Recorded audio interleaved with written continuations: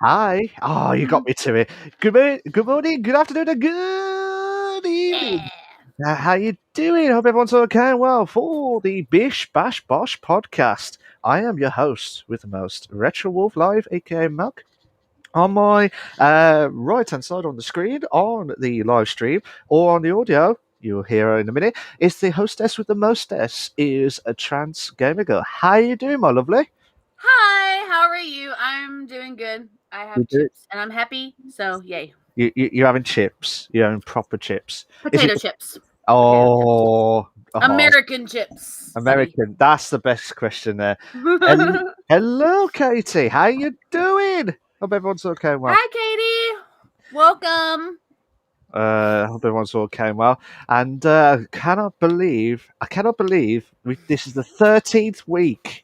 I 13th week. know. 3 months and 1 week. 3 months and 1 week we have done. Going Absolutely strong. insane stuff. And fantastic stuff. And I cannot believe we've got this fantastic woman. She's absolutely amazing. She does the bestest kills in Apex, Valorant. She'll probably say no, but I'm going to say yes, absolutely. Oh my God, Katie! Thank you so much, Katie. Oh, wow. Thank you Subscribed so much as for well. that. Just I was about to say the lovely woman that she is. Thank you so much. But like I said, she is absolutely amazing, and I would do anything to help her out as much as possible with the like anything with the FPS, first person shooter, and everything like that. And she's really good at Valorant and Apex. So if you want, get some tips as well from her side. Here you go. It's none other than lovely MuserPenguin. How you doing? Hello. Hi, Muser. Luke says if Tim the Tatman's move to YouTube won't be discussed. No, I'm not talking about Tim the Tatman today. It's not happening, buddy. I'm I'm not worried about it today. not today. Musa, how you doing? I'm good. Thank Are you you- for having me on this wonderful evening. Oh, absolutely. And okay, this is Musa, my girl. Absolutely. It's Bish Bash Bosh. There we go. We got the love heart going now. All the love. Always. Absolutely. So, like I said, I have been absolutely excited. I'm not going to say this every week because everyone's going to hate me. I'm going to say the contract scenario, but I'm so glad to have you on, Musa. Thank you. And it was like, go on, Musa, go on, just Just do the do podcast. it. Just do it. And We're gonna have fun. we're not doing Might as well. we're not doing the Nike advert, but like just do it, that type of stuff. But it's an absolute honor. And are you looking forward to it tonight with the podcast? Yeah. Nice one. So obviously last week we had the lovely shiny cat Meow, and now we got the music penguin as well. Guess what? Oh, what's up, Trans? What's up? It's a new month and there are new puppies on my wall. New puppies. Ooh. Oh, for I anyone think those are golden puppies. Those are golden puppies. I was going to Golden say, puppy babies. for anyone that's listening on the podcast on Spotify, Google, and anywhere else, you probably think, what the hell is Trans saying? Yeah, she's got a calendar at the back of her room with the calendar. I nearly lost my voice. To have the golden retriever. I think it is the golden Yes, retriever. they're golden retriever puppies. My calendar is a puppy calendar, and every year there's a new puppy featured. And this month it is golden retrievers. So and I Aw. love golden retrievers. So look, these golden retriever puppies for everybody who's watching. Have you got any pets? Make you happy. Have you got any pets, Musa? Oh yeah, I've got I've got 9 cats, but one of them's gone 9? missing. And I've got a doggo, yeah. Oh my god. 9 cats, 9 lives, 81. Mhm. That's insane. That is really insane. And my mind's just gone, wow. No, but I hope everything's okay. And Sad everything trance. else. Yeah, Sad trance. I don't want to get from high to low in a matter of seconds. But hopefully everything will be sorted as soon as possible. Musa, I'm sure. Thank you. There we go. We've got the love heart going. Guys, if you want to do the love heart, that'll All be the Bish Bash Bar. love. Yeah! Yay! There we go. There we go. The love. So, I bet you're wondering, how does this podcast work? If you've never heard of it before, where the hell Where have have you you been? been? Ha! You're trying to steal my vibe tonight, haven't you? Trans. I'm I watching would you. say you owe me a Coke, but you know. Well, yeah, we'll have to wait and see with that. No. I owe you a hydrate though before we start because you hit me with a hydrate yesterday and I had no drinks left. Oh, Nada. okay. So this is your hydrate milk. Okay, you ready? This is my. Well, I've been waiting since yesterday, but go on. That was a big one. That was that's It what was she with said. interest. That's what she said. Oh. That's what she said. Not saying one word about that. It was a hydrate with interest. Again, Took that's what she gulps. said. Right. Oh, dear. Whenever- User's like, when- what have I gotten into today? Oh no, my this gosh. is nothing. To be fair, this is nothing. Malk knows that. I don't That's know. good then. I'm not even publishing it at all during this podcast. Whatever happened at all. So, whenever there's a hydrate in any of our streams, like for mine or through Trances, everyone will have to have a hydrate. And if you haven't got a drink, Musa, don't worry. Oh, I do. It's alright. Good. She's say- prepared. I love it. Yeah. Just a reminder, we might have a little bit of breaks in between, just in case we do have just a quick break in between. So hopefully that's. Oh, damn you, Katie! Oh, Katie's ready. She's ready for this. Wait, I'll have some water because I'm good. Ooh, my thing fell. My phone fell. Sorry. So, like I said, when a hydrate goes in, everyone will hydrate as well. We had 2 hydrates mainly. Already? No. One from yourself, 2. because we Got were, it, okay. and then Katie was the one Got it. from all of us. So, what we're going to do, guys, is with the podcast, if you're not sure how many it is, I'll tell you again. If you do, fantastic. Basically, what we do, there'll be 4 segments. One is obviously the news and PC news, console news, anything that's been going on throughout this current week up to the 4th of September 2021. And then hopefully we will build up to the main discussion. Hopefully we'll decide which one's going to be. And then the questions for the interview with the streamer, which is the lovely MuserPenguin. Muser's like, I'm hoping this will be not bad questions at the same time. I'm all for the bad questions. So if anyone's got any spicy questions, you might as well put them in now. Oh, Ooh. so hang later on, on. hang on to them because we Hang got on. hang on to one them. more, That's a good idea. one more section that Malk has not touched yet. Yet. It's the Ask Us Anything part. So you can either ask me, Trans, Muser, or all of us at the same time. Nice. So now I'm sure Katie will be the first person to spice things up at the end. I know her I'm excited. tactic. I'm excited for that. So, This is gonna be great. so this is going to be Bish Bash Bosh moment. So, we are going to be talking about the first segment of the evening. Hopefully, we'll try and aim for just over 2 hours, but not more than 3 hours or 4 hours. Otherwise, the Trans will kill me. Yeah. So, We've been pushing it really hard lately. just the tag. I mean, I'm still all for the banter and the content. I love that. Don't get me wrong, but we've been pushing it really hard lately. That's what she said as well. Oh, no, she so- said he's been pushing it really hard. Sorry. See, I'm getting. I don't know what to say. Cheeks gone red as well. So, anywho, September the 4th. I made news. milk go red. Yay. Yeah. Not this drink as well. So we've got the first segment of is the PC console news. So basically, Starfield will have a pleasure dome. Oh, the pleasure dome. Okay, this is again. I don't know where this is going to come from, but I will tell you now. Starfield will have a pleasure dome where you can get super high on alien fish.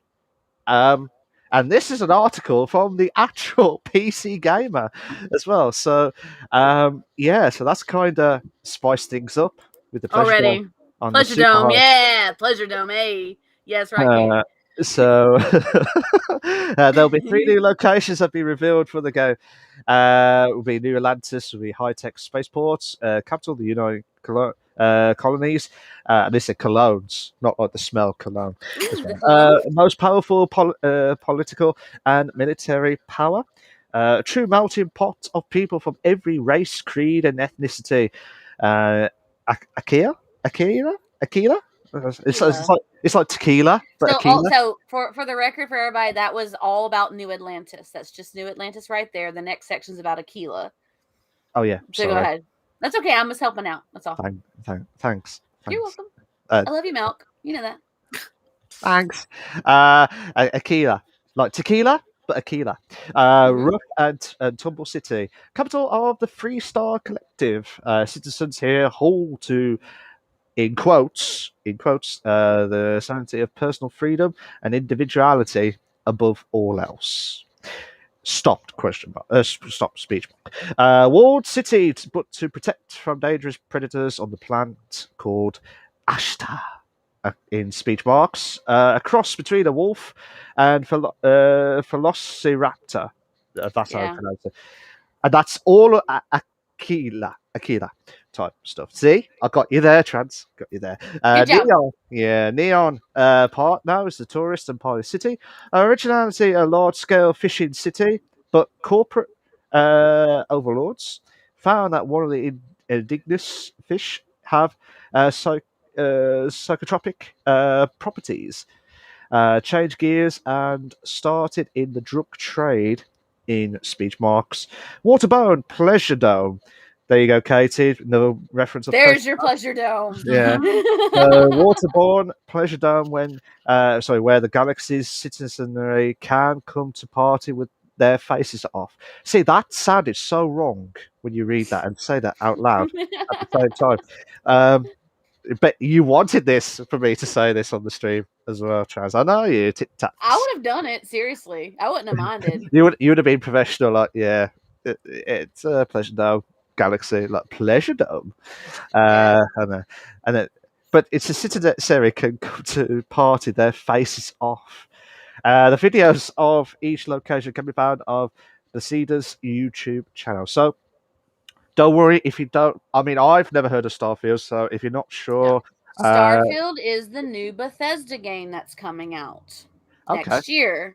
The one we talked about in EA. Oh, okay.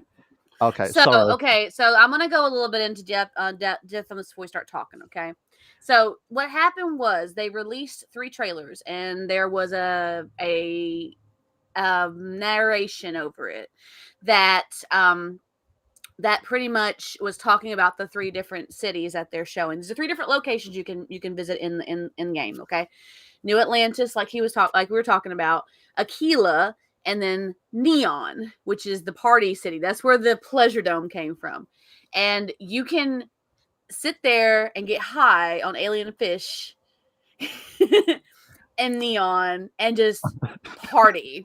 Sounds like a hell of a time. That's all I'm saying. It does, doesn't it? Like, I would love to go to this I'm place in real life. sold I'm just on saying. looking at this game already. So Yeah.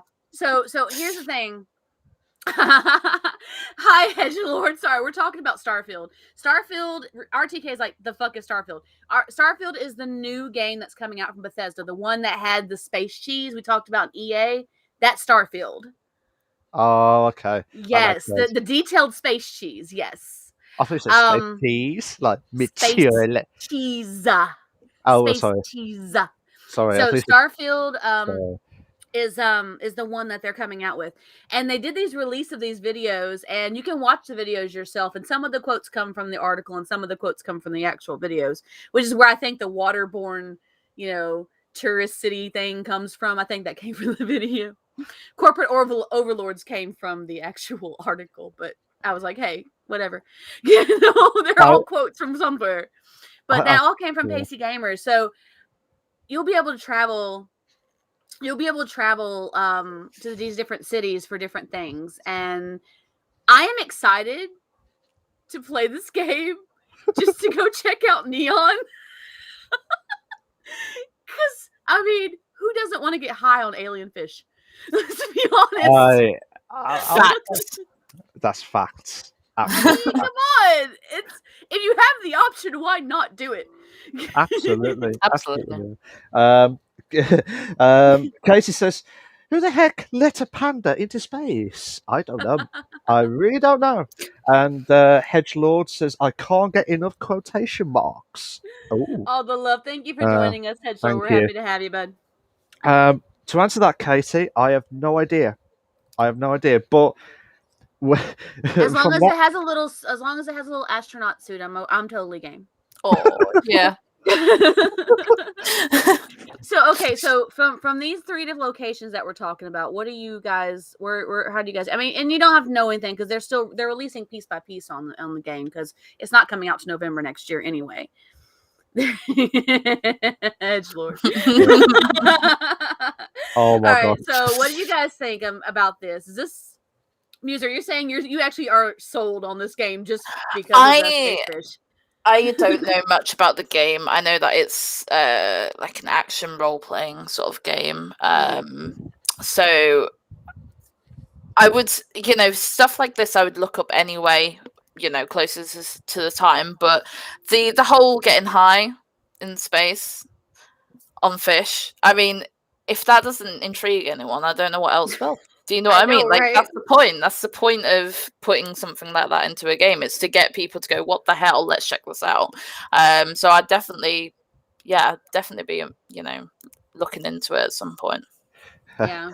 Just after the podcast, One of Muser will be the things about it is as I was reading this article, I'm thinking to myself, this also gives us more information because Starfield, when they did the EA trailer, and they've been kind of hush hush about it since. When Bethesda showed the EA trailer, they talked about there being factions that you could join in the game, right? So this kind of tells me that there are 2 major factions. There's the United Colonies, which is where the capital of New Atlantis is, and then there's the free, what was it? The free something collective, the Free Star Collective. So that gives me two factions automatically off the top of our head that we know, oh, these are going to be 2 options that we're going to have 2 paths we can take, kind of like Skyrim was, you could do Stormcloaks or you could do the Empire, so there's at least 2 factions right there instantly that are like green flag right there. These are going to be in the game. Yeah, absolutely. I am quite sold with this. I'm sure Katie would definitely be sold with that to get Starfield straight away when the Pleasure Dome and the Hot Supply on Alien Fish. And I kid you guys not, that actually is the name of the article. It actually says that. It says Starfield will have a pleasure dome where you can get high on alien space fish. That's exactly the title of the article. You don't believe me, you can look it up. That's what she said. As well. But yeah, that should be. I think the look of it as well. And you mentioned about it on the EA, which I forgot, which I do apologise for that. But E3, the E3 episode. Did I say EA? I meant E3, guys. If I mess up, that's on me. Well, let's talk about the EA episode. EA episode. EA? We don't remember EA. I don't remember an EA episode. What the hell? No, am I losing my mind? Go ahead. Sorry. It's all right. It's all good in the hood. But that's just insane. I think they're trying to build up, and it should be I think it should be a good game.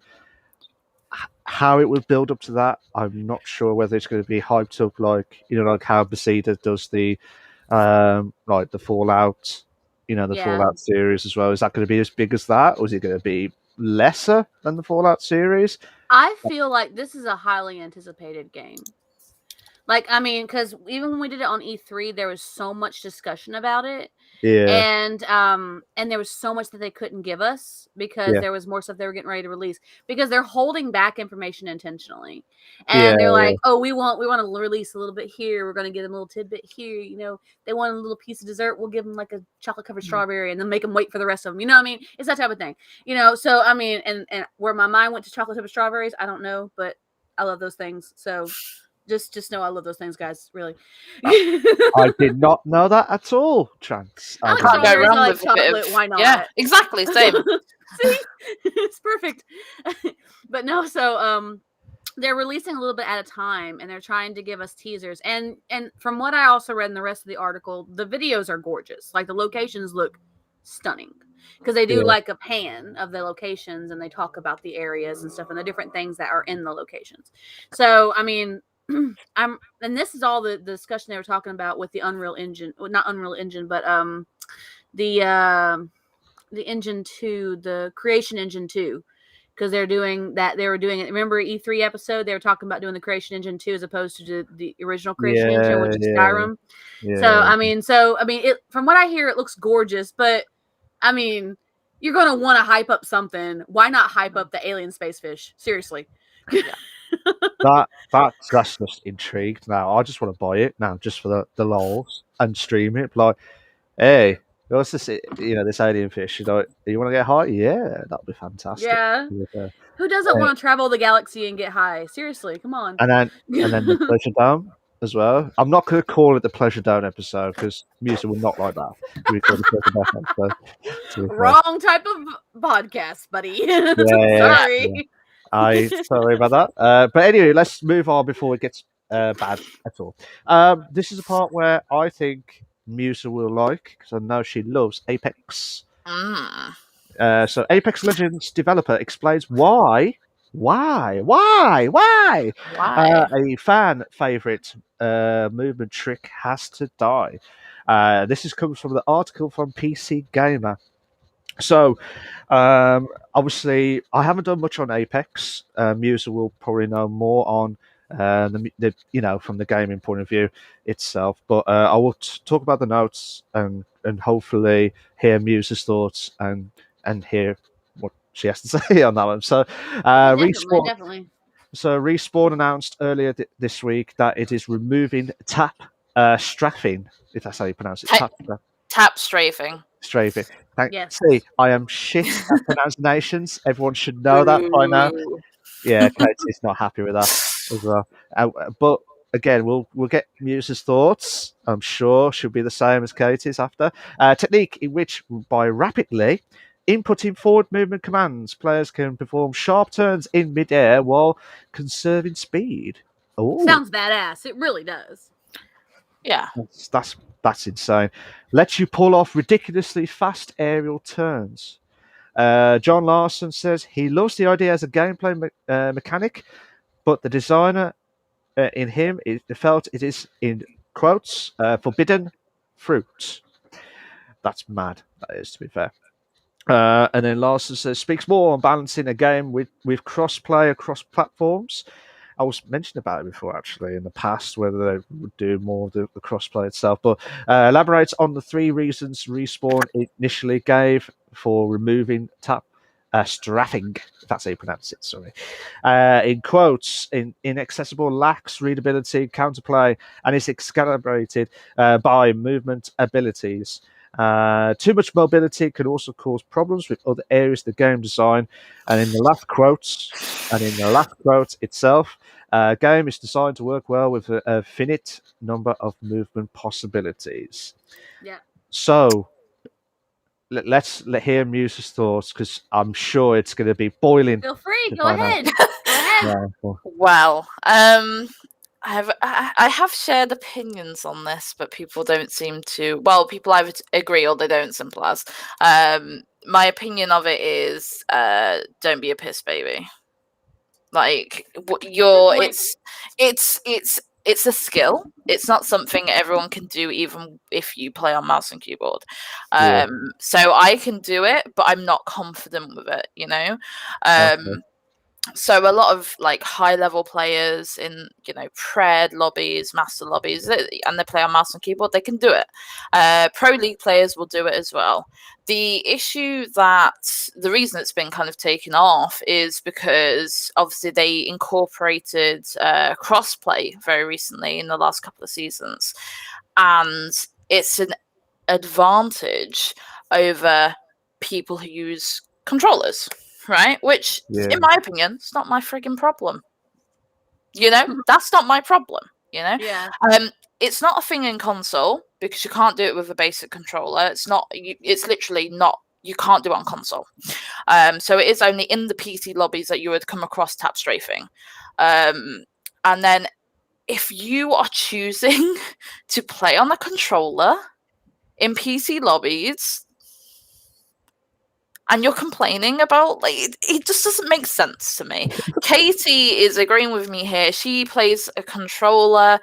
She has one of the Elite controllers, which I know for a fact that if you do have a Elite controller, and also with the use of pedals, which is I wouldn't recommend that, but some people do use pedals, you can actually tap strafe with an Elite controller anyway, so it's kind of pointless. But for the majority, most of them wouldn't know how to do it anyway. Katie does not, tap strafe, for instance, on that controller. So yeah, it's kind of like this complicated situation of, in my opinion, it's not an advantage because to play cross-play, the only way you come into PC lobbies is by queuing up with people who are on PC. So, for example, if me and Katie were playing Apex and then someone on console wanted to play with us and they joined our squad, that's the only way they'll be in PC lobbies. Oh, okay. We can't go into console lobbies. So they are literally inflicting it on themselves. Like, this is the thing I don't get. Like, you are literally joining PC lobbies knowing what's going to happen. Like, stop crying about it.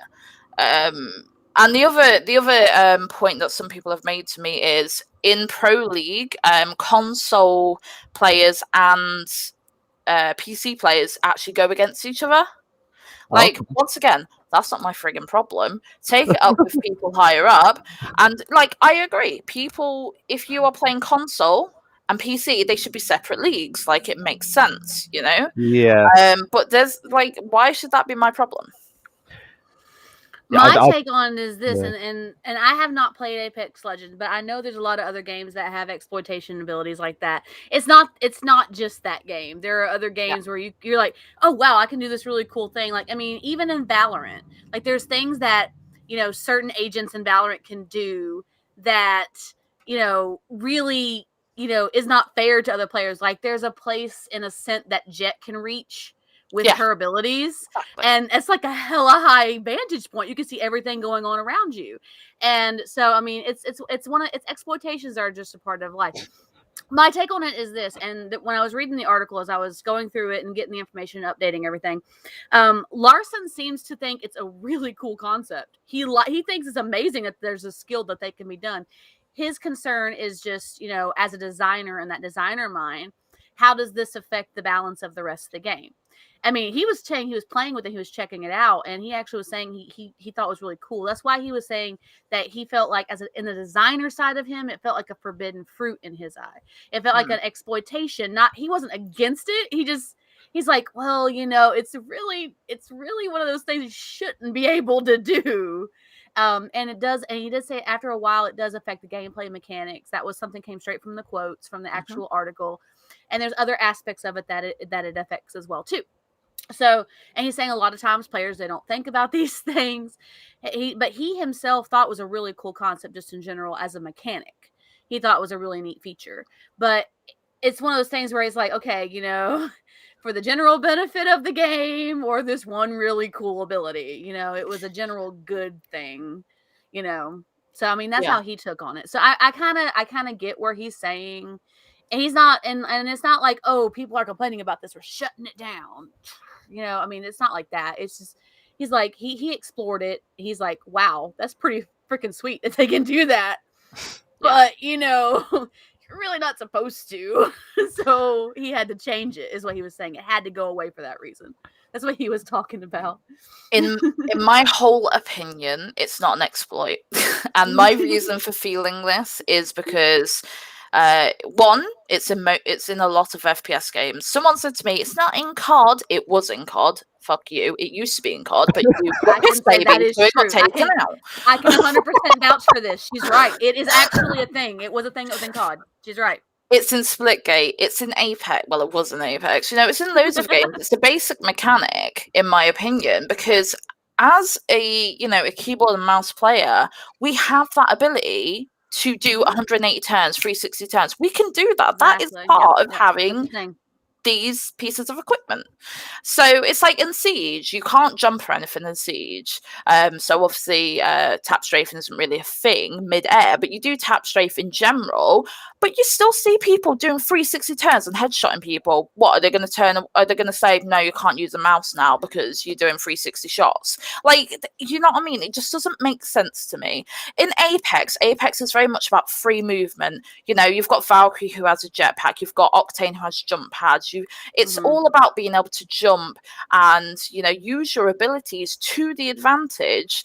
And in my opinion, I think tap strafing is just a part of the game.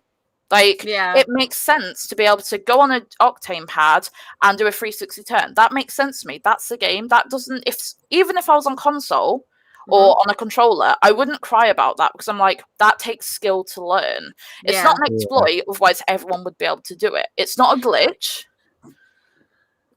Yeah, as a throwback to an article I read that we didn't discuss here on the podcast, and I see your comments, Hedgelord. I see them, and I think Mal sees them too. We'll get to them in a minute.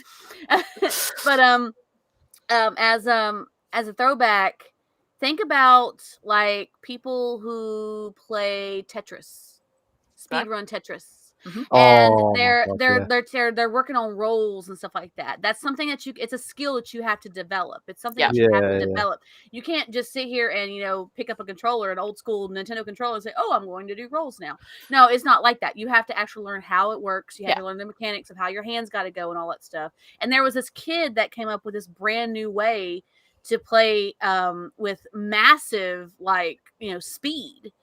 And it was a adjustment on an old way. But he had made adjustments where it was more free moving. It was a lot easier for you. So I mean, and that kind of makes me think about that. You know, those type of things. Tetris isn't made for speed play. No. Tetris is made to, you know, to work your brain, strategize, and all that stuff. Speed play is something that came out of it. It's like, oh, how fast can we do this? Oh, let's check it out. This is really cool. You know, and it has just been evolving ever since. So if it's a skill that is learned, I get where your mindset is on that, Muser. You and Katie is both. It being a skill, it's not something that the average person can do. So you're gonna have like these few people in a PC, you know, lobby that are gonna be able to do this ability that, you know, is like what, maybe let's just pick out a number like 2 out of 10 maybe you can do it or something like that. So I mean, and it's not gonna be something that the common person is gonna be able to do. Yeah, I agree. People complain a lot about shit like that. I get it. People complain. They want something to whine about. They want to complain about how fast. They want to complain. That's not fair. Or there's so much lag on the server. Blah blah blah. You know, they always, people want something to complain about. My take on that article it didn't come from a complaint thing. It came from a design idea, from a design mindset. I was like, okay, on the big spectrum of things, you know. I mean, so that's one reason why, you know, I kind of have respect for them. Now, if it would have just been saying, oh, we got people whining about this, we're cutting it, that would have been a whole nother level of like, why are people acting crazy about a skill? Seriously. You know, I mean, and this, every game has its own little skill, you know, tweaks that you can do. And it's just one of those things. That's pretty much what I'm saying. Every game has a skill tweak that you can find or do or learn or practice and get hella good at it. You know, it's just what it is. That doesn't matter what game it is. That's never going to change. Absolutely. I mean, don't get me wrong. I mean, I was about, while you two having a great discussion about it, I was about to say, was it like kind of like, I'm not saying exploit, because as you rightly said, everyone would have known about it from the start.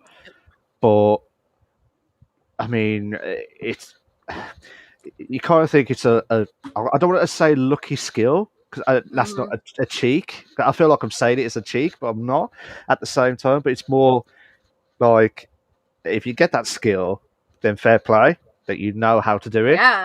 And I do agree, like when you've got a console and PC, when you do like esports, they should be separated, completely separated. Because I know for a fact some, you know, some stuff like, you know, the console, like who would be the best person on console, who would be the best person on PC. And like when them two collide, it's kind of like, oh, there's going to be a massive advantage to one or the other. Yeah. So at the same time, I feel like I don't know why they've done it like that because do you know what I mean? It's you know, it's really annoying as well for like I don't know how long you've been playing Apex for, Muser, but from your experience and I know I love your streams by the way, yours and Katie's when you do the Apex streams, and I'm like, come on, we'll shoot, and I'm like, you know where all the tactical stuff is from the Apex side. And PC is a lot different to the console, a lot very different, true. Absolutely. and Completely. it's totally different aspects. And if you get them to collide, you get this, which I feel like, I know it's not like a complaint, but it's like more of taking off a not a glitch, but like an exploit that you kind of guessed, if that makes sense. So Yeah. it's kind of unfair, really, to be fair, but no one else will know. The Hedge- oh, I was gonna say I was gonna catch what Hedgelord said in their chat. Yep. Oh yeah. Hedgelord says whoever stole my furniture is a criminal of the worst kind. Yes. I will not comment in any way. I've got no room. That's the honest truth. I've got He's no got a room. really small space. Yeah. I've seen. He showed me a little bit of it on the camera. I was like, wow, okay. So, Dude, you're so tiny space, man. I know it's because of Yeah. too much extra bits. Anyway, Hedgelord says the worst exploit is when people use their superior eyesight to see stuff. I have pixels True. for eyes, silvers of pixels. So Slivers of pixels. Yeah. Yes. That is yes. true. I have eyesight problems, so half the time I'll say to Katie, she's got much better eyesight than me, and I'll say, I can't even see who you're bloody shooting at. Do you know what I mean? so like, Yeah. it is the way with these sort of games. It's so true. absolutely. Hedgelord says angry lighting would be a good Twitch addition, like red for around. Now I just saw Muser. If you for the people who are listening on the audio, Muser's got like a lightning background of the red. So green means she's calm. Red, she's angry. Green does not mean I'm calm. Purple's calm. Okay, purple calm. What's green then? Now green is unsure. Yeah, I don't know. This is some random colours. Excuse me, guys. Yeah, I was going to say it's all got a mixture now, so we don't know what's going to decide on the Muser. It's there we go, purple now, so she's calm at the minute now, guys. For now. Casey says Muser doesn't need mood lightning. The octopus is already angry in the background. I'm mostly happy with a side of anger. So, accurate representation. That's great. I love it. So what Muser's got in the background is a couple of octopus type little plushies. Octopuses. Octopi, actually. I think it's octopi. I think it is octopi. You got angry then. Oh, so cute. Then I've got a blue to purple and an orange to yellow one as well. So I'm sure just before we started the stream, you said one of them was going to be called Pinky, and I was going to say, what's the brain? Which one's the brain? Pinky and the brain. It's a good idea. So that's so good. So, but yeah, I mean, I honestly did not know about that trick, even though I've played COD, Valorant. That's the honest truth. I did not know about that. Plural is octopuses. Yeah, octopuses. It's octopi. I feel like I still have quite a lot to say about the strafing in terms of God, what was I going to say? I have a lot to say, but I can't remember. Yeah, that happens to me a lot. At the end of the day, tap strafing is something that's done by quite high-level individuals. Like I said, it's a skill, right? So, for example, I'm platinum rank, and Katie's diamond, so she's a little bit higher than me. I was going to say, which one's higher? Is it the diamond? Is it platinum? So it goes bronze, silver, gold, plat, diamond, masters, pred. And the top half of that would be doing tap strafing. The bottom half, you wouldn't see it unless they were Smurfs. Obviously, you got to remember Smurfs are a thing. Smurfs always a thing. Smurfs are always a thing in every game like that. Exactly. So tap strafing is something that they will bring back, and I know they will because there's a lot of noise about it. They have to bring it back because otherwise the game is just going to be like, you're just removing basic mechanics, in my opinion. You know, it's like, for example, aim assist. Let's talk about aim assist. People get angry when I mention aim assist. It's a big point. When you're on console, when you play on console, you have a 0.6% increase of aim assist, right? When you're on a controller on PC, it's 0.4. And Katie is good at the game, but I notice her aim is a lot more precise because she's on the controller, whereas with a mouse, because it's so much more fluid, your aim's actually harder because there's much more control of recoil, much more control of, you know, precision and stuff like that. So if you're gonna complain about like, oh, it's not balanced, take away aim assist, because I get killed by people on controllers all the time and it's so annoying. Like, just because they've got a peacekeeper and a bit of aim assist on their bloody controller, what the hell? Do you know what I mean? It's like little things like that. You can't take away one advantage without taking away, you know, get rid of it. Let's see people on controller play Apex in PC lobbies without any aim assist. They would go home. And Penguin, that is not even just an Apex thing. That's exactly any game. Valorant, any of those anything. FPS, always. Absolutely. And I'll be like, what do we do from this? While the discussion of aim assist, we got shitload of comments. Okay, yeah. See, I mention it and it's instant comments. Yeah. I was mentioned about Hedgelord says plural is octopuses. Good evening to Crap Mo Shtank. That's how you pronounce it. I do apologise if I got that wrong. At the end of the day, it's the end of the day. Yeah, that's a great quote for that, to be fair. Very true. Very true. Casey says, that's very wise words. Absolutely. And Casey says, octopuses. Hedgelord says, no, it really is octopuses.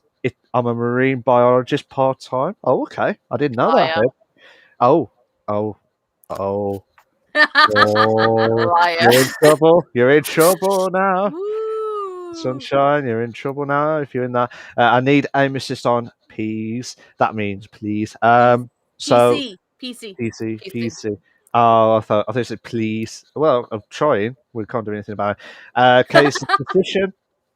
I am sick as. Katie is sick as fuck. To be fair, she's sorry, brilliant. Katie. Please don't say like awesome sick. Okay, cool. Gotcha. Awesome sick. I thought you were like sick. I'm like, oh my god, everybody's getting sick. What the hell? Please don't take away aim assist. That's what Katie says. Crap says it's easier to control with a mouse. It is. It's not. Oh, is it not? Is it not? No, it's not, because what you have to consider. How do I explain this? Right. If I was using a controller and aiming at a target, right, just one of the bots in the training thing, right, you have that aim assist. So basically, you've already got some instant kind of snap. I know it doesn't quite work like that, but that's the best way to explain it, right? You've got this kind of snap towards the target, right? So the recoil is going to be far more easier to control because you're already getting snapped towards the target, right? Whereas on a mouse, yes, it's far more accurate, but you need to control that, and that's not easy to control. That's why sometimes, I'll if I have it on a very low sensitivity on my mouse, I can kind of track almost as they move. However, if you have it on just literally 0.1 higher sensitivity, that can go. That you will your mouse flies across the screen. The recoil on an R99, for example, unless you're up close, it just goes in the air. 301 is easy to control because it's already got kind of like aim assist on the gun. It's the most accurate gun in the game. But yeah, so it's like it is more accurate and it is faster. I agree with you, Crap. I really do. But to control it. I used to be on console, and I came to PC many years ago. It's completely different kettle of fish. Completely. Absolutely. It's a very big difference playing controller and keyboard. I can tell you from playing both sides of it. Like, for example, like I do GTA a lot, and when I was doing races with GTA, you know, races on PC, I miss not you. PC, but with the console with the guys and the girls, it was different working with a controller on a car than it is for me to do GTRP and driving with my keyboard. It's like You said I'm mouse, like I'm didn't trying you? to. I'm about to say. I am. I'm driving and moving around my mouse too, though. But like my keyboard is where I have to use the left, right, front, back, all that stuff. Yeah. And it's a totally different ball game. And it's also different when you're looking around on controller as opposed to looking around on mouse. And it's I mean, it's a whole, and it took me a little while to learn how to drive in the city because I had never played GTA on keyboard ever. So it was like I was coming from console to keyboard. I'm like, oh my gosh, what's going on? And even now, I'm still kind of crap. But but at least I own it, you know, and I'm getting better. That's all that matters. Oh, absolutely. I've just seen the comment from Crat. I just want to obviously continue the discussion here. You just saying about obviously how people used to come into console lobbies with keyboard and mouse and dominate essentially. Yeah, that's cheating. Simple as. Like, it's easier for us to do that because in console it's a completely different game. This is what I'm trying to explain. When you play on console, the game mechanics change because you can't tap strafe. You can't, you know, it's like even just moving left and right and then like, you know, 360 and we can still do that even though you've got rid of tap strafing. We can still do that, but you would struggle to do that in console lobbies because your controllers don't have that fast ability. So yes, while playing on keyboard and mouse is more accurate and it's faster and it's easier to kill people in console lobbies, when you're actually paired up against a good player with a controller who has aim assist and can tap strafe on elite controllers, you're pretty equal. You're pretty equal. That's why me and Katie play. Katie plays on a controller and she's friggin' amazing, and that's because, you know, she knows how to work that controller to her play style. Whereas if I was to go and play Apex on a controller, I wouldn't get a single kill. I know I wouldn't because I'm so used to the precision and speed of a keyboard and mouse that I wouldn't adjust enough.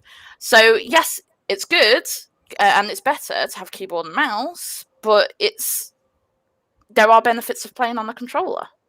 Luke says in my chat, he goes, my fingers hurt when I play for extended times on PC. Yes, mine do too. Especially when there's especially when you're playing on a keyboard and you gotta stretch for things. I mean, that can be a real problem. I have to take breaks. I have to take a small break, like just kind of shake my hands out, especially when I'm playing for an extended period of time, or just let my hands set still for a while. That's why a lot of times even when people watch my streams with the RP, I'll be standing still and not doing anything except maybe moving my mouse back and forth just to look around because I'm giving my hand a break. Because if I'm in that car and I'm going back and forth and then I've got to reach to speed up or I've got to run to speed up, I got to reach. I mean, it's not very far stretch to shift, but to crouch in the RP server, it's control. And so it's like a stretch to reach control to try and crouch, you know? And I'm like, I got to give my hands a break sometimes. I really do. So anything that you play on keyboard is completely different than playing on controller. I actually have a couple of tips regarding using a keyboard and mouse to reduce pain. So one, obviously playing more on a keyboard and mouse, you will just naturally get used to it. So when I first started playing in 2017, I played Siege. I had the same issue. Like, I had to actually rest my fingers because they would just be so like achy. However, one of the best tips I can give you is to make the keys more appropriate. Control for crouch, get rid of it. It's C. Change it to C.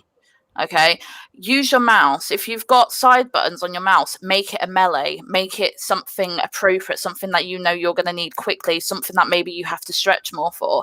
And that's why I literally use in any games, doesn't matter, Rocket League, Siege, Apex, bloody Human Fall Flat. You know what I mean? Any games, I have it set to pretty much the same keys, and I'm literally just using WASD, crouch, which is C, space, which is jump or vault, Z for prone, if you do have a prone option, shift is run. And that's literally it. Like, so you're barely moving your fingers at that point. The only time you'll have to stretch is if you quickly need to throw a grenade. Yeah. And that'll be G. So, like, if you make it those kind of like literally, what, 3 rows of things, that way your fingers will adjust much better rather than stretch into control and stuff like that. Because I used to have the same problem. So just trying to find more comfortable keys will help. Luke says the only time I use keyboard is Roblox and my friends, so keybinds aren't really a thing there. So fair enough. I've got like the gaming keyboard where you got like the proper mechanical keys. I feel like that's more better than the normal keyboard, and I know obviously what Muse has said with the side buttons of the mouse. I absolutely love it, and it's very quick, responsive as well. You're all right, Chance. We'll let you off. Yeah, I just had a little belch. We're good. A little belch. But yeah. So I'm just gonna read some of the comments just while we was talking about the keyboard itself. Following on from Katie saying, "Please don't take away aim assist. I'll be nothing." Ha ha ha ha. Lies. Headfloor says, "Someone hide her Ritalin." Ritalin. Ritalin, if that's how you pronounce it. Crab says the speed and accuracy I've got on my mouse compared to a controller is crazy. That's what we were just discussing about as well. Kate says mainly me. Oh, okay. I don't know what was that about, but if Crab says if you're coming from a console background, then go to a mouse, which I did this last year when I had the PC. Yeah, he did. It's a lonely world. It's it's a completely new ball game. As you know, you go from the beginners league to the pro league in a matter of 5 seconds straight away without any issues. And do you need a break from reading your comments? Because I'll read them for you, Malk, if you'd like. No, it's all good. It's all good. Okay. I'll let you know. Okay. I'll let you know in a minute. I lost it there. I can play mouse and keyboard, yeah. Yeah, Katie says I can play mouse and keyboard for Valorant, but nothing else. Yeah, Katie, you are sick. You are sick. Cheers. Katie says I'm the worst. Get lost, Katie. You're not the worst at all. She's awesome. She is. She's absolutely awesome. Crab says that's why some games they're banned controller lobbying with mouse and keyboard. There was a video where PC games hooked up their mouse and keyboard to a console and they destroyed controller lobbies. That was the discussion we were talking about. Yeah, we have mentioned that. But to be fair, when I was on Xbox in between 2011 and 2014, that was already a banned thing. That was already considered cheating. So to be fair, it was already implemented in a lot of games on console. So obviously, if you played with basically anything other than the controller would have, get you banned. So that's been a massive thing for a long time anyway. So absolutely. Hedgelord says, I use a trackball from the 80s arcade game A Centipede. That might be part of my problem. That and the vast consumption of Class A narcotics. Is that how you pronounce it? Why? Why? Crap says, I will always use a controller for driving games, though. You have better control. I do agree. That's what I was talking about with the cars, yeah. Absolutely. It's different. Crap says, same with brake and speed adjustments. Hedge says, to reduce pain, view my comment above, which I've just done. Now that's what I'm trying to do. Cases because you said all the comments, so I said they were mainly from me. That makes sense. I am so sorry. Luke said Luke had made that comment about keyboard for Robloxes, and they usually have the usual WASD shift control features. So and last thing to say about keyboard and mouse, like if you do play keyboard and mouse on, say 1 game, 2 games, just switch to keyboard and mouse. Like, I'm sorry, it takes a month of learning, but it's worth it. It is so worth it. I hate controllers. I think they're disgusting. People who play them are just just switch, just do it, please. Because it's like Katie plays keyboard and mouse on Valorant, and if she was to play commit to Apex, I said this 2 months ago, she would hit Masters easily. She would, because control only gets you so far, in my opinion. So if she was to switch, and she knows, I've said this to you, she was to switch and, become confident with a keyboard and mouse, she would be next level. Absolutely. Because she's so good already. Oh, You're so complimented, Katie. I know. If Katie was here, there would have been a All muse love. on Katie on there, to be fair. So it's all good stuff. Hedgelord says, your comments are the main reason I am watching this, Kate. Well, thanks. She's thanks, just man. brilliant, yes. Absolutely. So we've got one more discussion. One more, and we already hit nearly the hour mark. We got one more article. I won't rant too much about this one. Luke made a comment. He said, "I'll never play Red Dead 2 on keyboard and mouse." And RTK goes, "I don't trust people who play without controller for RDR2." Oh dear. He paid me to say that, Hedgelord. Oh my gosh. All right, we have one more article to cover real quick, so we can go into the next section, which will be our actual discussion. Again, another Muser's favorite game, I'm hoping, as well, is Valorant. Yes, okay. So Valorant's new map aims to rethink, in quotes, some entrenched design ideas about competitive shooters. I did not mean that, sorry, in that sense. I meant to say it was a perfect moment for me to do my cute little smile. Thank you. I thought, oh shit, I better not say something bad. No, you said entranced, and I said, yeah, rethink some entranced design ideas on this. I pay to say that on the stream as well for saying entranced. He doesn't get paid. Don't listen to him. Go ahead. Yeah, all right. New map is called Fracture. I have seen an image of it, to be fair, and it looks really good. Set in the Mirrorverse, like Mirrorverse itself, and placed between an overgrown jungle and a desert. Mirrorverse is where the evil imposter versions of the agents come from. Oh, that's quite nice. Yeah. H-shaped map which starts defenders in the center of the two bomb sites with paths for attackers to come up on either side. Map can be crossed quickly with zip lines, which I don't think we ever seen the zip lines in. We have seen them, small ones, in terms of going up vertical play and going across in Icebox.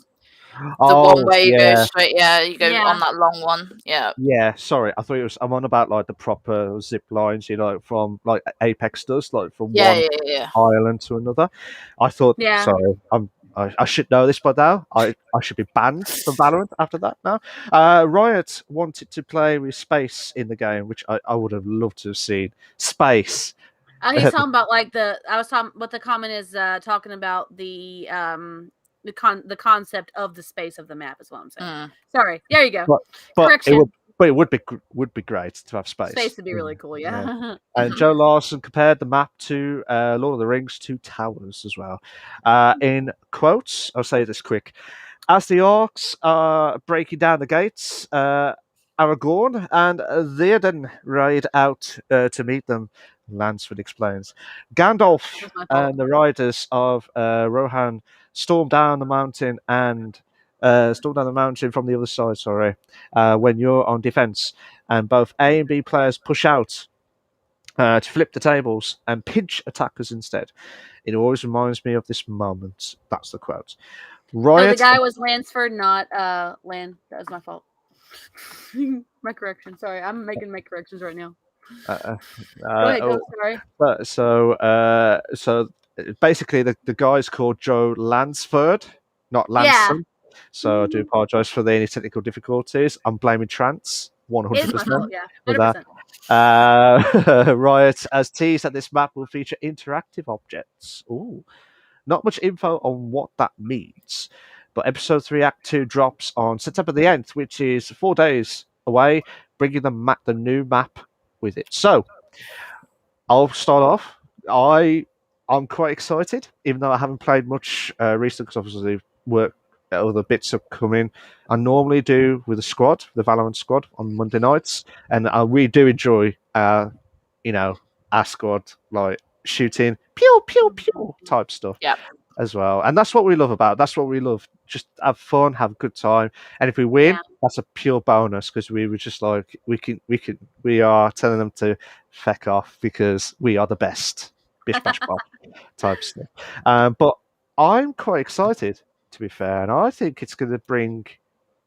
I'm hoping there'll be a different aspect to the game, like how I could say Fortnite, where they do loads of different modes, and then you got like Apex, where they did bits of the different modes at the like each season that they did as well. So, what's your thoughts of it, guys? What's your thoughts of the new map, and what's your thoughts of it coming out in the next 4 days, as what we've been told by PC Gamer as well? When I was reading this article, I was like, it's an H-shaped map, which is really cool.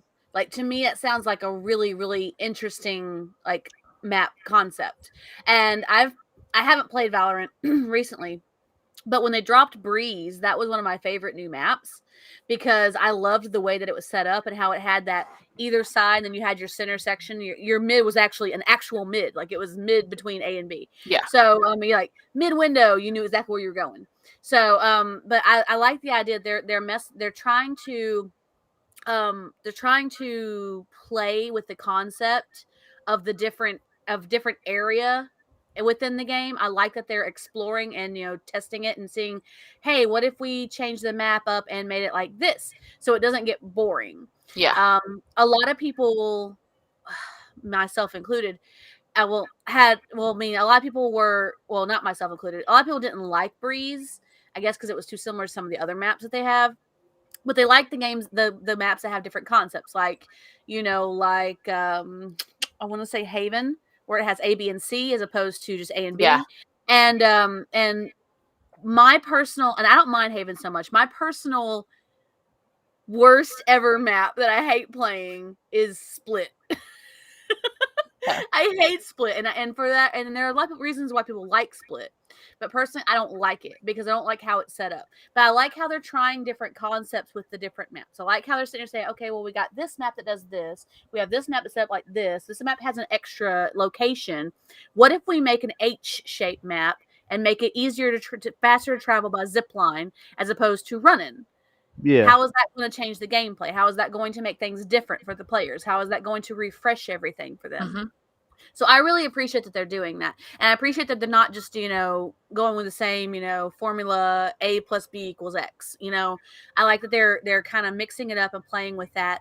I have not seen, I'm pretty sure the trailer's already out because it's only 4 days away. I have not seen the upcoming information about Fracture or the actual episode that's coming up, episode 3, Act 2. I have not seen it. I should probably, but You should. I think that they should. I think that playing with a different a twist on everything. Yeah. It's probably going to play into the actual release of the patch. Yeah. So and I think it's going to be really cool because the fact that they're exploring with the maps means they might actually they're trying different things, which is. Whenever I was a Minecraft player, whenever something new came out in Minecraft, we always make a joke saying, "Oh, it's like a whole new game," and I kind of like that they're trying to give that whole new game feel to Valorant as well. Absolutely, and I quite look forward to it because it's a new map. Everyone knows how to. I'm not saying exploit or use tactics to try and win the matches in the Valorant Whether itself, it's skill or not. other skill. But I feel like with a new map, it's a whole new ball game again. It's going to be totally different. We're going back to ground zero. No one knows anything about this map except for what they've told us. Yeah. And so we're going back to an even playing field. So, okay, well, you can explore this map, see what you can do with this map, and then find the best strategy for the map. You know what I'm saying? Absolutely. Muser, I know we've been talking about it. This should be your favourite game as well. It's not my favourite game, and I'm going to say this. kindly. I said it Go ahead. kindly until you said Go ahead. no. There's a lot wrong with the game, hence why I can't like it as much. I like it, I play it, but Yeah. I get angry at it because they need to fix the Oh, yeah. fucking game, right? There's a lot wrong with the game, and I would rather they fixed aspects of the game than a new map, personally. But I always welcome a new map. Love a new concept, love a new map. It it freshens things. It makes you think more about who you're going to play. Obviously, I know personally from playing many FPS games that you play different people based on the map or based on your tactics, etc.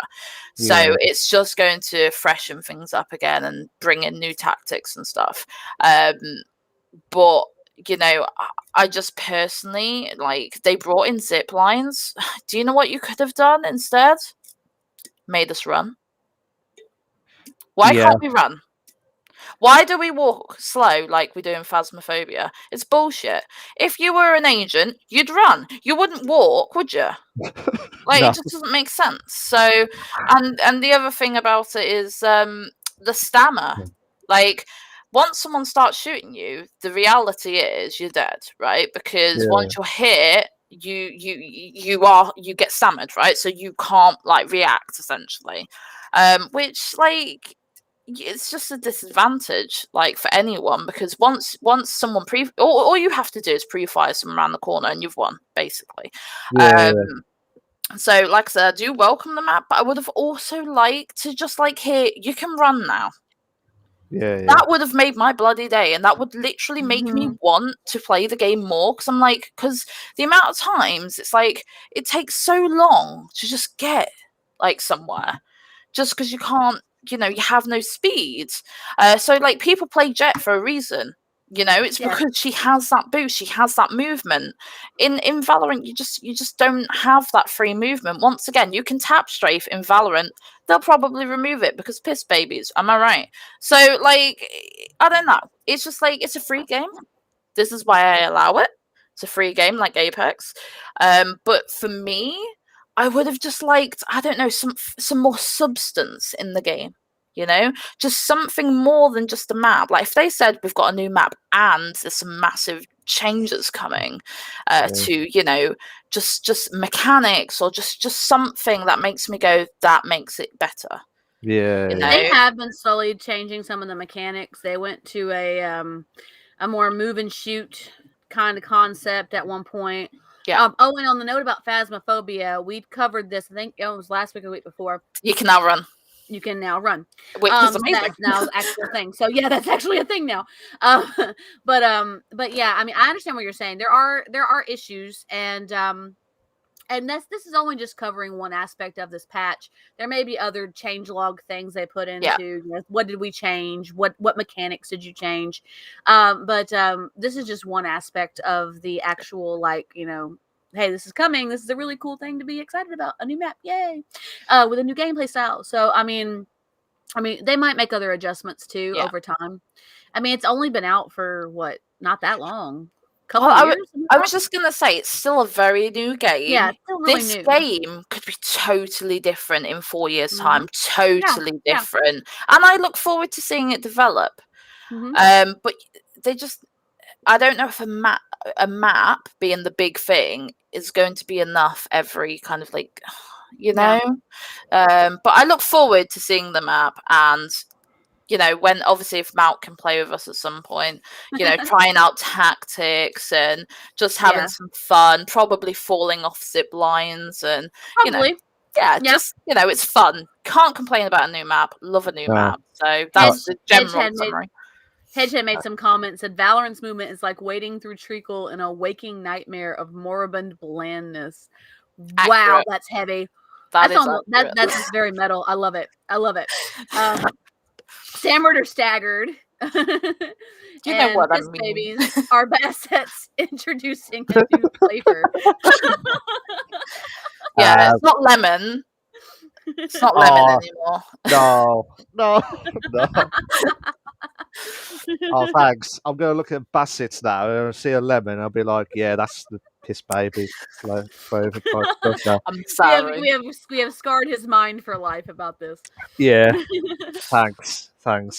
Yeah, Disgusting. disgusting.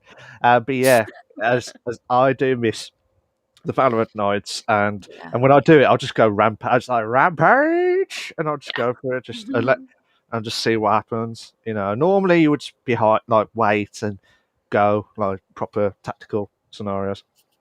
But yeah, it should be insane stuff. Hedge says, well, it was one of Yaz. Well, it was one of yours. Was it Yaz? One of us. Okay, Yeah. guys, after an hour and 12, nearly an hour and 13 minutes. I can't believe this is the first segment. We thought it was going to be the shortest. Okay, I- we had a lot to to be- talk about though, and we had a long intro too, so it's kind of part of it. Yeah. Yeah, and I talk a lot. Like I rant, so like That's fine. My nose is going crazy. Don't mind me, guys. Francis' nose is just going psychotic right now. I don't know what's going on. It's itching like crazy. Don't worry, we'll let you off just this once. So basically, we've talked about the PC console news from this week, so I hope you guys enjoyed it. So then, Ed says it seemed like a mere eternity. Well, we tried our hardest to try and aim for under an hour, but it's a good discussion. It's good. It's a good discussion. It's good content. That's important. So now we're coming to segment 2, which is the main discussion topic. Now, in our notes, we've got 2 topics. So normally we would have one straight away, but Trance, I'll let you decide which one would do to pick. Honestly, I would rather the viewers to decide what we talk about. Okay. Let's mix it up. Let's make it interesting. Ooh. So viewers, if you are watching it from myself, Retro Wolf Live, or from Trance's, Trance Gamer Girl, there's two articles that we'll be talking about. So the first one, it's called Simulator Games. What is the appeal? The reference article says Don't worry about like the topics of discussion. Just the reference article and the topic. Oh, okay. So Good. Okay. I don't know what to say in the next one because there's no title for that. So basically, yeah. Okay, so I'll do it. I'll do it. Fine. Thanks. Okay, so first option, guys, is if we talk about simulator games, what's the appeal? And that comes from like an article that was found about lawn mowing simulator being a thing, and revealing some very strong feelings. The other topic is a little bit more Starfield information, talking about how Starfield PS5 is not happening according to Bethesda. So 1 or 2 in the chat if you guys have a vote. 1, simulator games, what's the appeal? 2, the fact that Starfield PS5 is apparently not happening according to Bethesda. So you guys go ahead and make a vote in those chats about that while we talk amongst ourselves. So apparently, Katie says MuserPenguin's beautiful hair. No. Yeah. I have pretty hair. I just never leave it down. Like, I mean, it's short, but it's pretty. Yeah. I just never put it down. Actually, you know what? Let's do that now. Yeah, do it. Go for it. Everybody compliments me on my hair. You'll see the slow motion kicking in. Like, hey, damn! Oh my god, damn. Unfortunately, I can't do it because I'm being old. So I can't really do it. I usually pull it back because if I have earphones on, it pushes it back anyway. So yeah. it's like poof. But normally it curls up a little bit. You can kind of see it on the bottom where my hair is like a little bit like it's dry, but it's like, curlier down here. I actually need to cut it again. For the guys who are listening in the audio type, listening back in the podcast itself, we do apologise for any technical difficulties. We can't explain as much as we've hair over here and over there. So Trance is trying to sort out her hair again and showing off to all the viewers at the same time as well. Edgelord, you are amazing, mate. You're an absolute god. Penguin Simulator 4.0 is wonderful. Aww. So and then it put, and this is where it went from that to down. This is what Hedge does. He said, I have the nude mod installed. It's pure filth. Wow. Well, I am speechless with that hedge. I'm Do you guys speechless. have a vote on the discussion y'all want us to talk about? Which one of the two? We I kind of got off thought topic, which is totally cool. I'm okay with that. Fully I thought interactive. I thought I thought you was going to say let's vote on this. Will this Penguin Simulator go live at this situation? I thought, God. Petition, make it happen. But Hedgelord is absolutely a god. We'll have to give him a shout out in a minute as well He's because what? He's what, Mount? He's what? he's What a is it? legend. What is Is it? it? Is it God? He's Is a Lord? come on. What? You're not. He's not doing it. Never mind. He's not doing it. Well, he's legend. Wait for it. Wait. Oh, he's got a comment. I have the VR gloves and everything. Oh, We're up in the air over here. there. There you go. See, I got you. Got you there. I was reading the waiting comment. for that. No, I was just. I did that on purpose. To be fair, have you got any numbers from your side, France? I do not. We might have to make a decision ourselves. So, what would you guys rather talk about? Since our viewers are having their own little discussion with us. Well, the what would you viewers guys are rather talking talk about Penguin Simulator 4.0. Yeah, they are. They are. To be They are. And Penguin's Muse's like, how dare you talk about it live on this podcast? I don't care.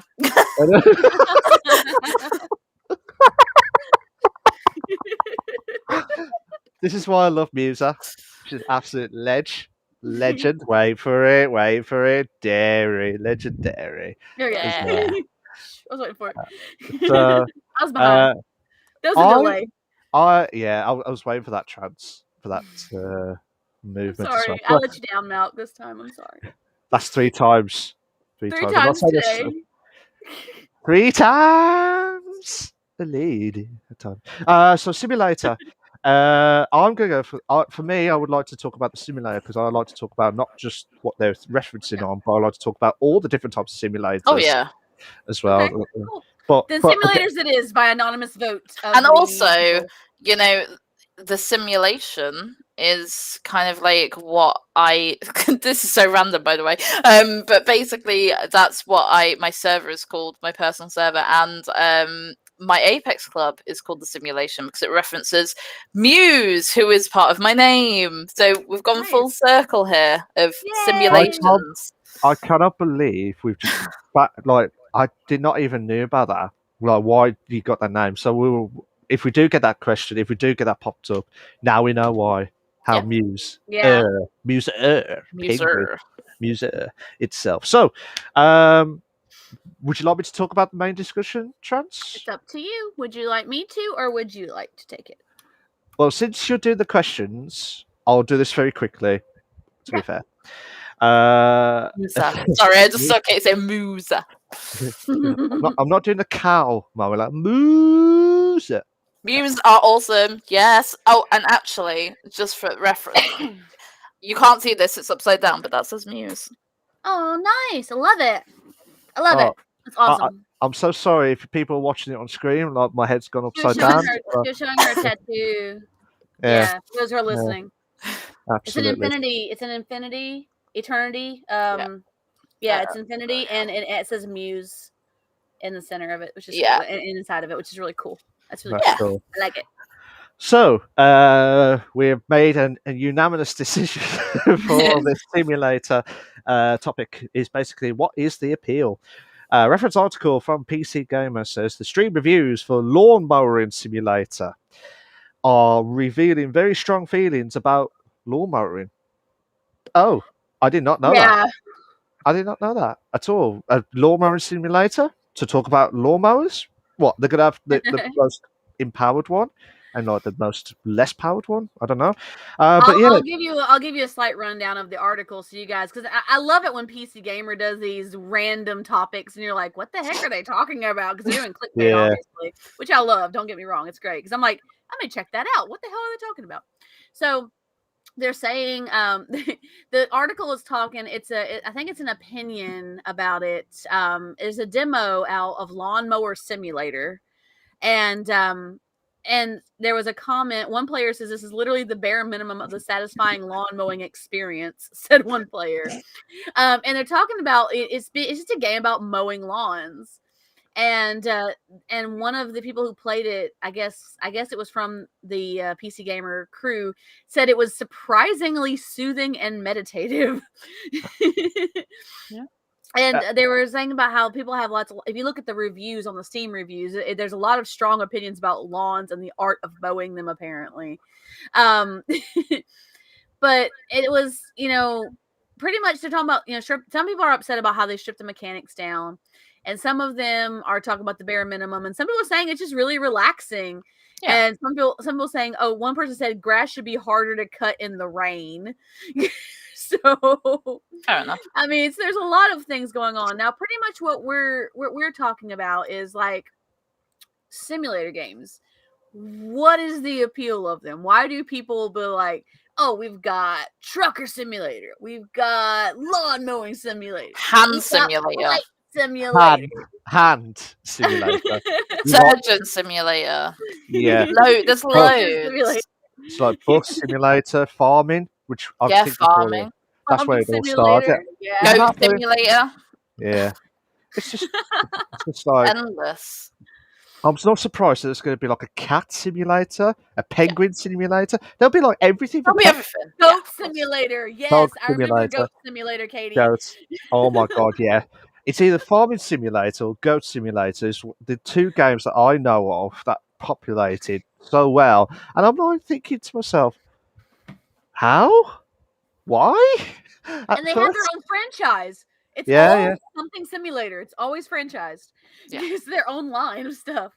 But so we'll get into the discussion now. I'll let you take back over, Malk. I was just giving a little bit of backstory on the article, so you know. There you go. There you go. That's all the love itself. There. He gives me hearts, and I give hearts to everybody else. Oh, are you just passing my heart? I didn't pass your heart. I shared your heart. Thanks. Wow. Thanks. Crickets. Yeah. So for me, the simulator, I do agree, it's more relaxing. Sometimes it can be frustrating, like all games. If you don't get frustrated in games, then get the feck out properly. But it's just simulator games is more about having a it kind of feels like another job as such, like, or something that you think, oh, I wonder what would happen if I was a farmer, or what would happen if I was a goat, or what would happen if I was a bus driver. Because we all go to bed thinking, what would happen if I was a goat? Yeah. Just saying. What's going to change into me, but I turn into a goat? Like, I'm not going to do the goat noises because I'm crap at it, to be fair. But what I say is pretty much, I think it's more what if moments, shall we say? What if? Oh, would I be well at bus driving, or would I be well at a taxi simulator? Taxi simulator. That might actually be a thing already. I don't know. If there is, I'm buying it 100%. To be fair. Katie says, "I love to be a goat." Bah. Okay. That sounded like a sheep. I'm so sorry. That's the crappiest sound. This is why I'm not doing it again itself. So, but yeah, I think for now, I think it's more enjoyable. Like I would like to buy. For me, I would love to buy the bus simulator on the PC just for a laugh. Yeah. And I bought recently the Euro Truck simulator, or the ones where everyone was streaming on other social media, like on Facebook, on Twitch, YouTube, and I'm thinking to myself, oh, I wish I could do that just for a laugh to see what would happen. Yeah. And there's this American trucker who's got the fake front end of the wheel, and I'm like, he's absolutely loving this. He's trying this awkward truck up a hill, and I'm like, he's absolutely loving it, and that's just funny, to be fair. But it's just more relaxing and more enjoyable, and like what if moments, shall we say? But what do you guys think? I've not ranted, but I've said my bits really. So. I haven't really played much simulation games, but I have played Surgeon Simulator. Thank you. and it's so difficult, but it's just stupid. And you have to remember, as much as some of us like complex games, stupidity sells. Hand simulator, why? We have most of us, not all, have hands. Why do we need a hand simulator? Because it's stupid, it's funny, it's idiotic. That's why. And most simulations have VR as well, which just it just exacerbates the stupidity of the games. Got there in the end. So yeah, like it's just about having fun and just messing around and just, I mean, for me, I think most would be better, obviously, in VR. But personally, I wouldn't be able to use it because I get motion sick. But yeah, like, I don't think there's anything wrong with them. I think it sells because sometimes you need mindless, funny games. Yeah. And yeah, it's just, that is just it. That's why they're so popular, because it's stupid. And we're coming into generations now, especially my generation, we're meme lords. Yeah. You know, like, we want stupid games. We play, I personally haven't done this, but a lot of people my age, play games where it's, Japanese schoolgirls flirting, sexual content, that sort of thing. That's not just your generation, that's across all generations. Exactly. It sells. Yeah. Absolutely. With that. I remember when Goat Simulator first came out. Yeah. Because I was like, what the hell is this? And at that time, I was watching people that were streaming and doing videos on YouTube because, well, I wasn't watching people streaming it, but I was watching people doing videos on YouTube about it. Yeah. And I was like, what is this craziness? What the hell is this? And like, I would watch them just, have fun and do dumb shit as a goat and not die. Just do the feint and just not die. And then there was really cool, like, little things that you could actually like, find out. You could explore in the world. There was cool things that you could wind up doing with your tongue, which was pretty cool. But the more I watch it, the more I'm like, this shit is hilarious. This is just the most dumb, hilarious shit. And you're doing the stupidest things as a freaking goat. And you're not dying. and so, I mean, and on a personal note, okay. So sometimes the boyfriend will come in and he'll have, a rough day or whatever. And I'll be like, well, we'll go home, whatever. And he'll just literally, like, he'll find the dumbest game in his library or the dumbest movie and just zone out. Drone everything out and just be like, get wrapped up in that so he can be focused on that to get out of his own head and get out of, the day that he had and just have a laugh about stuff. Like, sometimes I'll be like, what are you watching? He's like, oh, I'm watching this stupid ass movie. And I'm like, really? He's like, yeah. Well, he don't say stupid ass movie. He's like, I'm watching a stupid movie. It's one of those things that's stupid funny. He's like, yeah, I just need stupid funny right now. And I'm like, okay, that's cool. That's fine. I get it. So just doing dumb things, and part of the fun, I think, and I haven't played a lot of the simulator games, but I've seen some of them. And part of the fun, I think, is seeing how dumb and how stupid you can be. Yeah. I mean, really, it's like, can I jackknife this trailer into a mountain? What's going to happen? How is the physics engine? Can I jump off this crane as a goat and die? Oh my God, I didn't die. The car hit me. I'm blood everywhere. I'm not dead. I mean, it's part of it is testing your limits of idiocy. Yeah. To see what you can get away with in this game. Absolutely. I feel like ones like Farming Simulator and Flight Simulator are more, more real, more complex, more, you got to actually get a specific. It's a specific thing. But the dumb bullshit ones, like, I've seen Surgeon Simulator, I know how shitty that game is and how bad it is, but you wind up having the best times playing it because you're cracking up at the stupid shit. Like your patient's dying on the table, you're covered in blood. You're like, "Where the hell This are is the brilliant. forceps? Where are the I can't lungs? fucking find the forceps. Where the hell is this part of the body? Oh my god, I pulled out an intestine." Oh, Exactly. you know And what? It really is. It really is testing the level of idiocy that Yeah. you can get away with in these games. And that's Yeah. how I feel about it, you know? Absolutely. What was you going to say, Musa? Sorry. I was just going to say, and Surgeon Simulator was such a small, stupid game, and now they've made a second one because it was so good, Yeah. where you can play with friends because they're like, people like this shit. Now we're going to make it so they can do it with their friends, and they know their audience. They know their audience, and they're doing exactly what people want.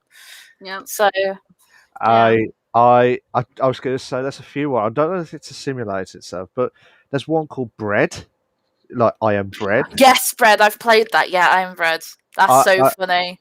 It's just a piece of bread. If you're not sure what it is, it's a piece of bread, and you just jump, and you just like flop. That sounded so wrong on the stream itself, but basically, it's just like jump and like just hop along and stuff, and like this is so mad.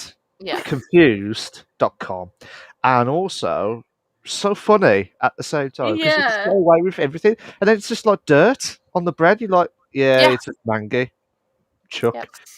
But the best one, what made me laugh earlier was when you said hand simulator. I thought you said handsome simulator. Never heard of a handsome simulator. No, I thought, hand simulator.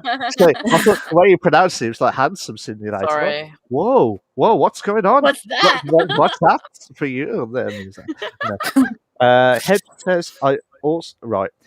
This is Hedge Lord quote, not mine. No, anyone else's. Hedgelord says, I also have the adult version of Hand Simulator that did one hell of a job with that one. I will tell you that now. Hedge, I'm giving you a shout out for that because I did one hell of a job with that quote. I'm not too fair, mate. Yeah, you know what? Stop what you're doing. I'm just giving them a shout out right here, right now because of that. Hedge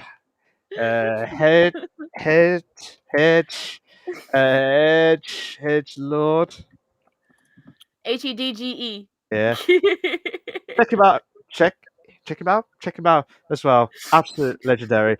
For one, I am not going to say any more from that. But if you do have the Hand Simulator, the adult version, don't ever do that again. Good for you. Good for you. But don't ever do that again.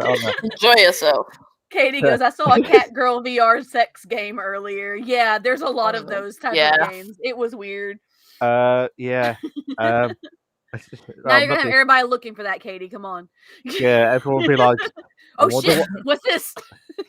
It's like you're being tracked now on this to find out what's going to happen.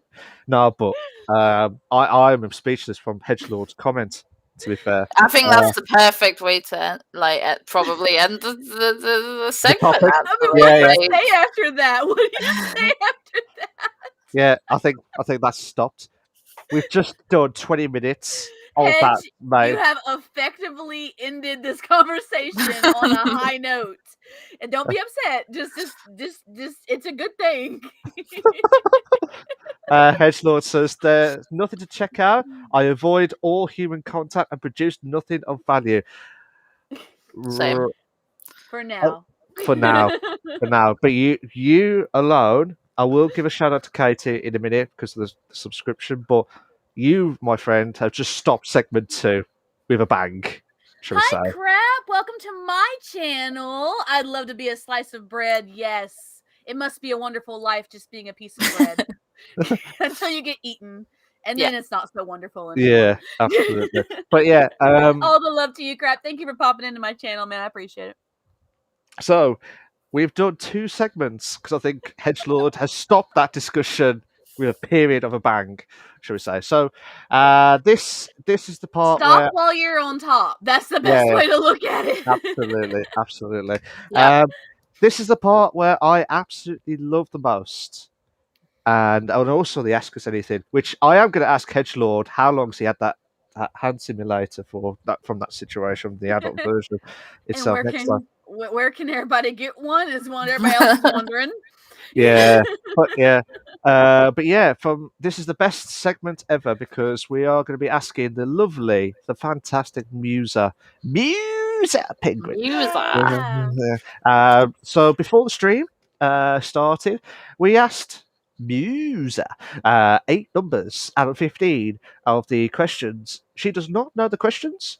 Nope. No one knows the questions. Yes, if you're a regular viewer, you'll probably know the similarity of the questions, but they don't know the exact. But you'll recognise the questions in those different orders itself. Shani, how you doing? I became well. But yeah, basically, these are nothing related to personal info to say, oh, Musa, can I have your phone number? Oh, Musa, do you know where you live? As well, we're not going to ask those questions. Oh, I don't know where I live. Sorry. Oh, I'm so sorry. With everybody else, all the love, Shani. Love you, girl. Thank you for popping in and saying hi. But yeah, I mean, we're not going to ask those questions. We're just going to ask her in streamer related questions. That's all we ask for. And the lovely Trance will kick us off with the questions. So Trance, over to you. All right, so we're gonna start off some questions. Like he was saying, you guys will recognize the questions, but they have been mixed up. Every time I do this, I always mix up the numbers because we're not going to go from lowest to highest. So it's always woohoo, all fancy mixed up numbers. So here we go. Let's go. It's going to be, first question is going to be, when was the moment you really decided to take up gaming as a hobby? It wasn't really a choice. I have a 7-year-old brother. Well, he's 7 years older, is what I'm trying to say. He's 7 years older than me. So obviously, growing up, he was always gaming, and obviously, being the younger sister, I was like, "Ooh, what you doing?" So yeah, so I think I was around 5. This is quite bad. I think I was around 5 or 6 years old when I first played my first video game, and that was Doom, the originals, on PlayStation 1. Nice. I shouldn't have been playing that at that age because it was 18 rated. Then it dropped to 15, I believe. So I still shouldn't have been playing it, but here we are. But between us and no one else on the podcast will know what happened with Doom and your age itself. So we know what's going to happen. So we think secrecy is sorted. Oh, sorry, it's on podcast on the Spotify, on Google, and a bunch of other channels now too. Yes, I'm going to mention that later on. But I'm so sorry to interrupt. We're getting there. But yeah, Doom. I cannot believe you played the original Doom. I remembered, and I feel really old now. Well, I would say old. I played the original PC on Doom, and it was without doubt one of the most iconic games ever. When it went onto the PS1, again, similarity, like unbelievable stuff. I just love how Duke Nukem gone from success to then went to the N64 and it was just bag of crap, and then it just got worse and worse as the game's gone by. But I love the originals, and I do agree with you, Musa. Sorry, I do mean to interrupt, but that's fine. It's a fantastic game. In my opinion, Doom got me to where I am now, because as a girl, you're not really supposed to enjoy being aggressive, especially at a young age. But there was something about Doom that I loved. I've always liked horror. So the horror aspect of Doom, the fact that there were puzzles, the fact that, you had to kill these things and, just stuff like that. Or it just hypnotized me almost as a kid. And I remember being so young, I used to be able to get so far. And then I because obviously it got more difficult as the game progressed. I used to have to go, James, can you complete the game for me? So I used to sit there and watch him finish the game in the night and complete it for me. And then when me and my brother, there was a situation where my brother left our home, my family home, and went to live somewhere else. So at that point, I realized, holy shit, like, all these games I played with my brother, like Crash Bandicoot, Doom, all these amazing games. I was like, I don't have my brother to play with anymore. And that's how I progressed into it becoming a hobby, because obviously I started going to high school and I would play Halo and COD and Minecraft with all my, I had a few guy friends and my best friend Will, and we used to play all the way through high school, and that's when it officially became a hobby, because I was doing it literally when I wasn't at school, I was gaming. That's when it turned into a hobby. And then obviously as an adult, I became more competitive, and it didn't just become a hobby, it became more of a like a pride thing, I suppose. Like, I'm actually getting better at games, like, because playing COD on console, Black Ops, Zombies, that's for fun.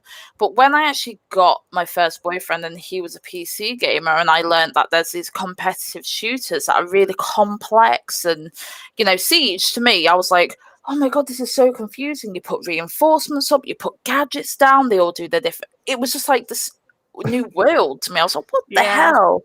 And then I got my own PC eventually, and I was like, this is it. I'm addicted, to these sorts of games now.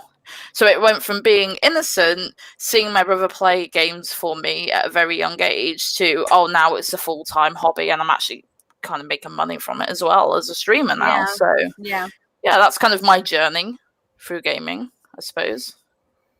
Oh, awesome. Wicked. I love it. As well. I love it. Brilliant. Next question is, who are some of your biggest influences in gaming and or streaming? I knew this question was going to pop up. I just knew it. You knew it was coming. I don't really have idols in terms of streamers. I've never watched big streamers, more of what I watch small streamers, friends, stuff like that. The only big kind of streamer I watch is Siege, and he's recently affiliated. He plays Siege, and he's started playing Apex too, but he's also an artist. So he's only just come to Twitch. So he's my only big, inspiration, I suppose. Other than that, it's it's Malk, it's Katie, it's all the people I play with and I meet and network with that I watch. Yeah. So yeah, in terms of actual gaming, John Romero, obviously. Okay. Obviously, he's he made Doom and other games. He made the foundation. Doom and other games. He set the foundations of the games I play today. Yeah. If it wasn't for those games, we wouldn't have Siege, we wouldn't have Battlefield, we wouldn't have whatever. That was the original foundation blocks of gaming, in my opinion. So he's great. And then I don't really know names of people, but who do I like gaming wise? Trying to think. Bethesda in general, quite like Bethesda. They have a lot of glitches, but they've made some cracking games, gotta say. I know John Romero kind of comes from that, but Bethesda on the whole, some excellent games. Can't complain, really can't. Yeah. So yeah, it's weird. I don't have many idols or anything in gaming, but I can appreciate the games I play and where they came from. And it's like Apex. I played Apex back in season 2, and I thought it was a piece of shit. I'm gonna be frank with you. I thought this makes no sense. Yeah. Why is there all these different attachments I don't understand for one gun? Why is there rare and epic and what? It just made no sense. Why is the map so big? And literally, I went from having a 0.003 KD. You don't even understand how bad. Well, you probably do. That is fucking awful. Let's just say that. So I had 1 kill in the whole of season 2, and I left. I was like, fuck this. Yeah. Shit. And then I was like, Apex is getting kind of big again. And I met Katie along the way, and then it just became a big thing. So for me, Apex is like an inspiration because I met Katie through Apex. Yeah. So like to me, I've like found a best friend through a game, Awesome. which is just like, so I can't, like, as much as I hate Apex, I also love it because I wouldn't have Katie without Apex. Yeah. So that's kind of like an inspiration in a way. Like I think it's inspiring how games bring people together. That's very true. I wouldn't know Malk if like he wasn't a streamer, if he didn't game and stuff like that. It's it's like I wouldn't be talking to you, Trans, right now if if we weren't streamers and gamers. So yeah, I find that inspiring on its own, if that makes sense. Aww. And I agree with you 100%. The people I've met, and I tell people all the time, I say I love streaming. I say I've met the most amazing people during streams. Even in GTA, I've met the most amazing people there too. Like people like.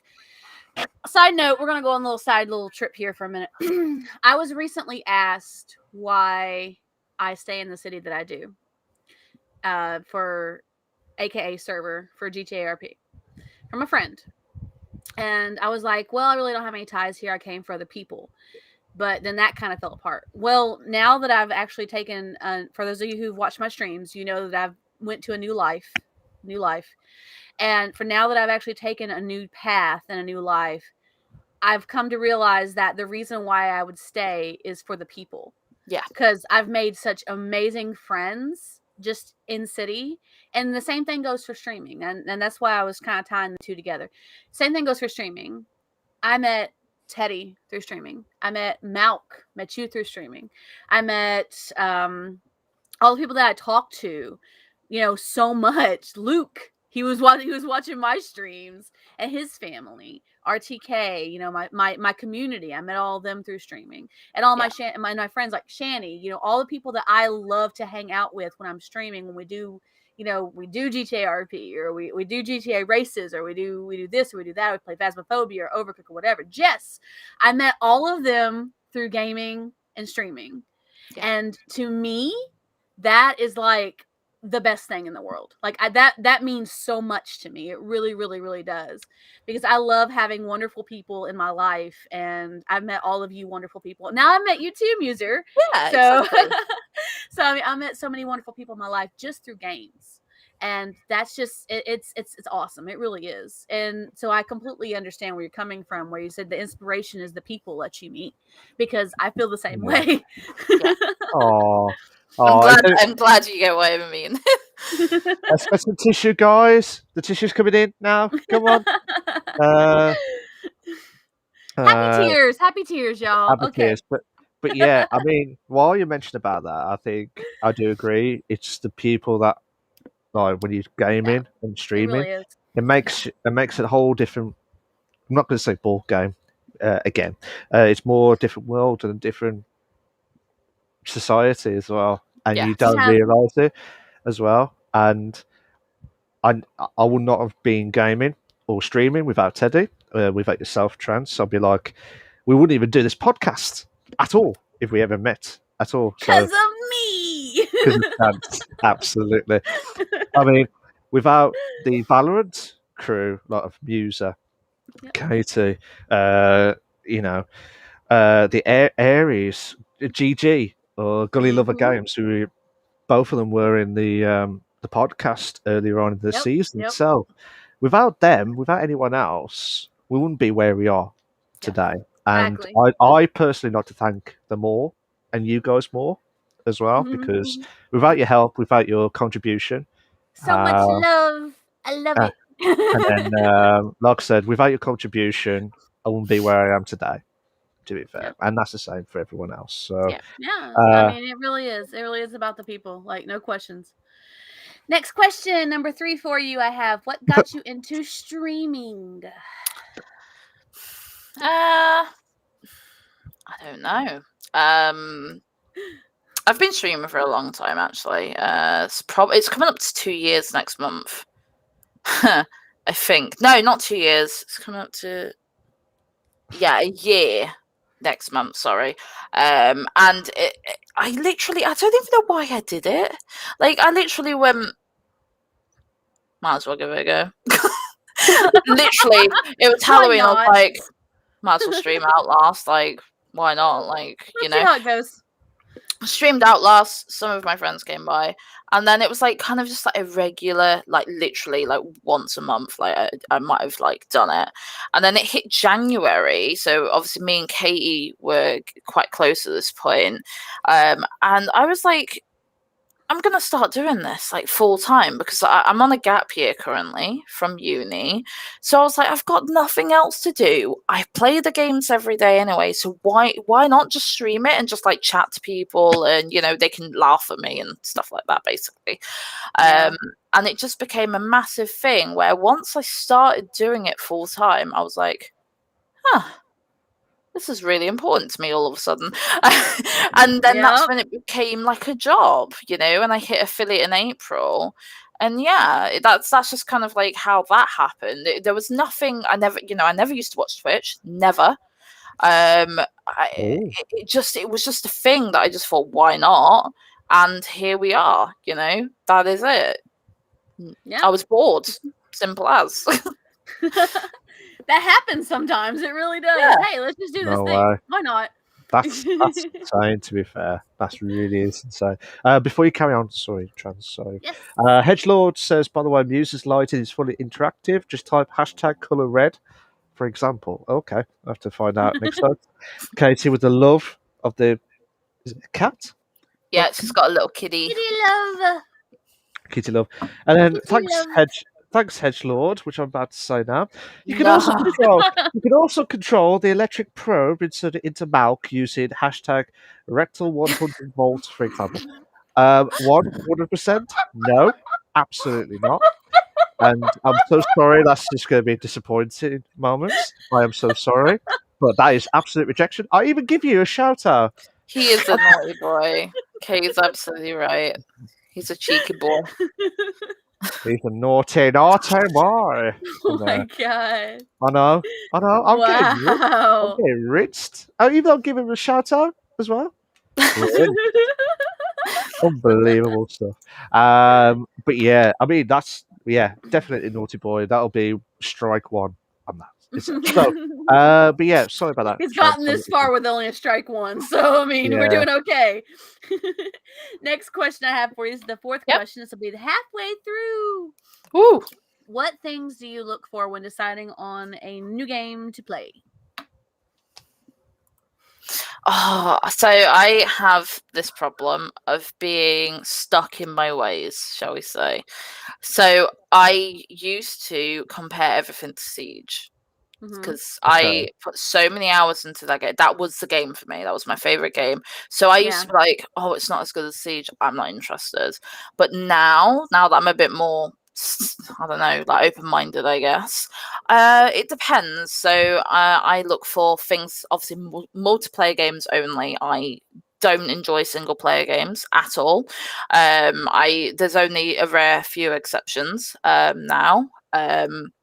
So multiplayer, cooperative, usually. Competitive is another thing. But I also kind of like something that brings something new to the table, whether that be, a game mechanic, or it could be story, like a very odd storyline, beautiful sceneries, interactions, quite important. So, for example, I want to know that it's not just, how do I put this? Like bot, I want to interact with the game as much. Like I want to change the game based on whatever I do. So how in single player games you have stories and you have like conversations, stuff like that. I want that, but in a game, minus like the actual like role playing aspect. I want anything I do to impact the game I'm playing. That's why I like FPS games, because if you shoot your teammate in Siege, you either kill them or you literally lower their health and they're screwed, or it's just anything like that where it can change in a split seconds, basically. Environment and team kind of play. I don't know. I don't know how to explain it. I think I get what you're saying. I get it. The way you worded it as well, it looks like you sounded like, I know you're doing like the single player modes, but it was like Until Dawn type stuff or like decision making games Yeah. where like story mode. Have you ever heard of like Heavy Rain or Beyond Two Souls or Detroit Become Human? Have you heard of those games? Kind of heard of them. Yeah, So roughly. So they're all three makes that were made by the same company. I think it's I can't remember the exact company name, but they were made together.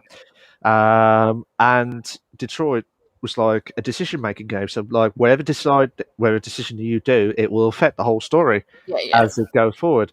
And I thought I better not say because I know you said you do not like story single player modes at all, and you would kill me literally on the spot if I said that anymore. But yeah, it's just insane stuff. Katie, I've done the stretch. A hedgelord. I've just done the posture check. And guys, you know the drill. Hydrate time. It's a hydrate. How many we got? Just one? Just the one. Mm-hmm. I thought you said, aha! Aha! Sorry, stuff as well. There we go. I'm so sorry. I keep feel like I'm interrupting everything on this tonight. So. You're not. It's okay. Oh. She's just a muser. Okay, so the next question I have for you is there a particular game you grew up playing? You mentioned this earlier on console piece that you'd love to see remade. Yeah. What about this game made it great for you? I've got loads of games I want remade. Loads. I'm talking. So Doom, and let me kind of go into detail with this one. The original Dooms up until 2, so Ultimate, Final, 2. They obviously brought out 3 and 4. And they're nothing like the original game. They made it purely FPS single player and multiplayer aspects. And it lost the substance, in my opinion, because when I think of the original Dooms, I think of getting your keys, the puzzle aspect of the game, getting trapped, and just stuff like that. And they took that completely away from the game and just focused on, well, FPS games are the big thing at the minute, let's make it like that. So I would absolutely love for them to go, we're going to bring back the original games just with better graphics, new maps. I want the same monsters, just basically not pixels is basically what I want, because the new game's okay, but like I said, it's not Doom. In my opinion, it's just not Doom. I want to go looking for the keys. I want to go to the yellow door and be like, oh, I haven't got the yellow key. Oh, great. I want to fall into the lava or the poison. I want that. So if they brought that out, but basically with the graphics we have today, same monsters, stuff like that, different maps, that would be brilliant. That would literally blow everything out of the water, in my opinion. I would like not anything particularly to be remade, but I would like more games to be available on PC. So I know you can emulate games, but I would love for Crash Bandicoot to be on Epic, and I would love Halo Reach to be a thing on PC. Yes. I mean, one thing that annoys me, I'm going to say this very quickly. Call of Duty, it's 10 years old. Wow, maybe, give or take. And it's still 30 quid. What's that about? What is that about? Good question. That's a good question. It's a good question. It's a very, very, very legit question. I can get it for £1 on the Xbox. I'm not paying 30 quid for it. Yep. And that's just the first one. The third one's cheaper than the first one. I think it was because of the most popularity on the PC itself. But it's because it should have been cheaper because of the amount of years that they've. Yeah. But then again, they had a remade, like a remastered version. They have so much money though; they can afford to drop the costs of these games. Jesus Christ, I would love for me to get all my friends here and go, let's play COD Zombies, you know what I mean? Like we all did in high school. But no, I'm not paying for it. I don't pay for my games. I ever get them for free, or like they're like £4 on Steam. Like I Mhm. don't pay more than £10 for my games. Are you insane? Like, and COD is still £30. No, so I would like for that, like, not to be remade, but for it to be more available. Because Yeah. £30 for a game that's 10 years old is just ridiculous. I might as well go and get my PlayStation out and play fucking Rascal. Do you know what I mean? Like, if you even know what Rascal Yeah. is, that's Yeah. an old game. But yeah, it's just it's not just about remakes, but like being more readily available as well to PC Yeah. players. Because I've got an Xbox, Xbox 360. I've got a PlayStation 2. And if I want to play those games, I have to get in the attic and get that out and then play it for like a day and then put it back. It's just so more readily available games from the past. That'd be nice. Cool. Nice. Awesome. Oh my god. Before I carry on, Lord, when I said posture check, yeah. Cheers Nope. for that, oh, sorry. That's not what that was, Hedge. That's not what that was. He thought it was prostate check. I am Get not. your eyes checked. Yeah, get your eyes checked as well. Hedgelord says, "What a waste of 100 things." I'm so sorry, mate, but you've been rejected with that. To be fair, Hedgelord has changed the colour of the background on MuserPenguin. Hashtag colour teal, which we just saw briefly on the stream, and then put piss baby as the yellow colour. I like it. Clippets, baby. I love it. I love it. Oh, damn. But You yeah. kind of mentioned this. I got another question for you. We're on question 6 of 8. Yeah. You mentioned a little bit about this before, but how long have you been streaming for, and what were some memorable milestones along the way? So, like I said, it's just about to be a year. But I've been streaming full time since January. So, if you want to be realistic, since January. Biggest milestones, get an affiliate, obviously. That was obviously the big one. Always. The making friends, so the networking, and also like Katie. So I was streaming a bit before Katie, but Katie decided to stream, so that was really nice to help her get going as well. I really enjoyed we always co-stream, so co-streaming with Katie is one of my favorite things I always like doing. And then I guess the next big kind of thing for me was getting my first payout. Yes. Yeah, like who can complain about that? That's a good moment. Yeah. And I really enjoy getting raiders. I know everyone does, but there's something about like introducing yourself to new people and like people asking you questions and people being like, "Oh my god, I love your logo. It's so cute. It's a penguin," and just stuff like that. I just love meeting new people. So yeah, I haven't got like loads of milestones, but I guess they're the more prominent ones that I think about. Yeah. Oh. Nice. Aw, Katie with that smile. So cute. I thought that was a kiss mode on that. No, They're it's my not a favourite. kiss emote. Oh, sorry. I thought it was like wah type stuff on there. Sorry, like wah that type. Second Sorry. to last question for you is, what games have you been playing a lot or have been obsessed with lately on or off stream? Okay, so my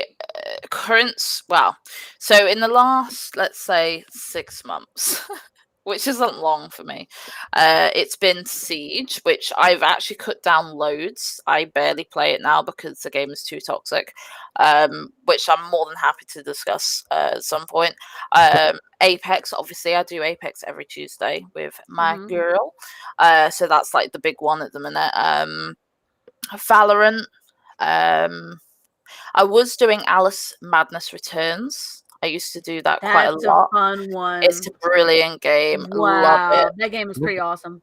Never heard of it before. You've never heard of it? It's a single player game, believe it or not. It's one of really? It's one of the ones I appreciate. Yeah, it's brilliant. Absolutely brilliant. I've seen it played. It's pretty awesome. Okay. It's a pretty awesome game. Cool. What else am I playing? Splitgate at the moment. I was playing obviously the Back for Blood beta. Mhm. What other games have I got in my back reference? Killing Floor 2, World War Z, Fall Guys, Phasmophobia is the big one as well at the moment. So yeah, I suppose Phasmo, Valorant, and Apex are, I'd say, probably the most prominent games for me on stream and off stream at the moment. Because they're all just awesome. They're awesome. They're all awesome. Yeah. They're awesome games. Oh. And the last question I have for you, I don't even have to look at the paper on this one because I know what this question is. And actually, I'm with Malk.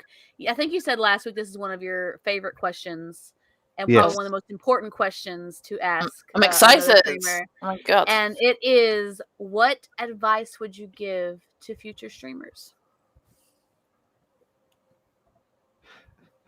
There's loads, isn't there? Oh my god. One, don't do it for the money. Like I didn't do it for the money, and I ended up getting money, and I was like, oh my god, I got money. I think that's always better. Wow. I didn't realise I got this money. Wow. Yes.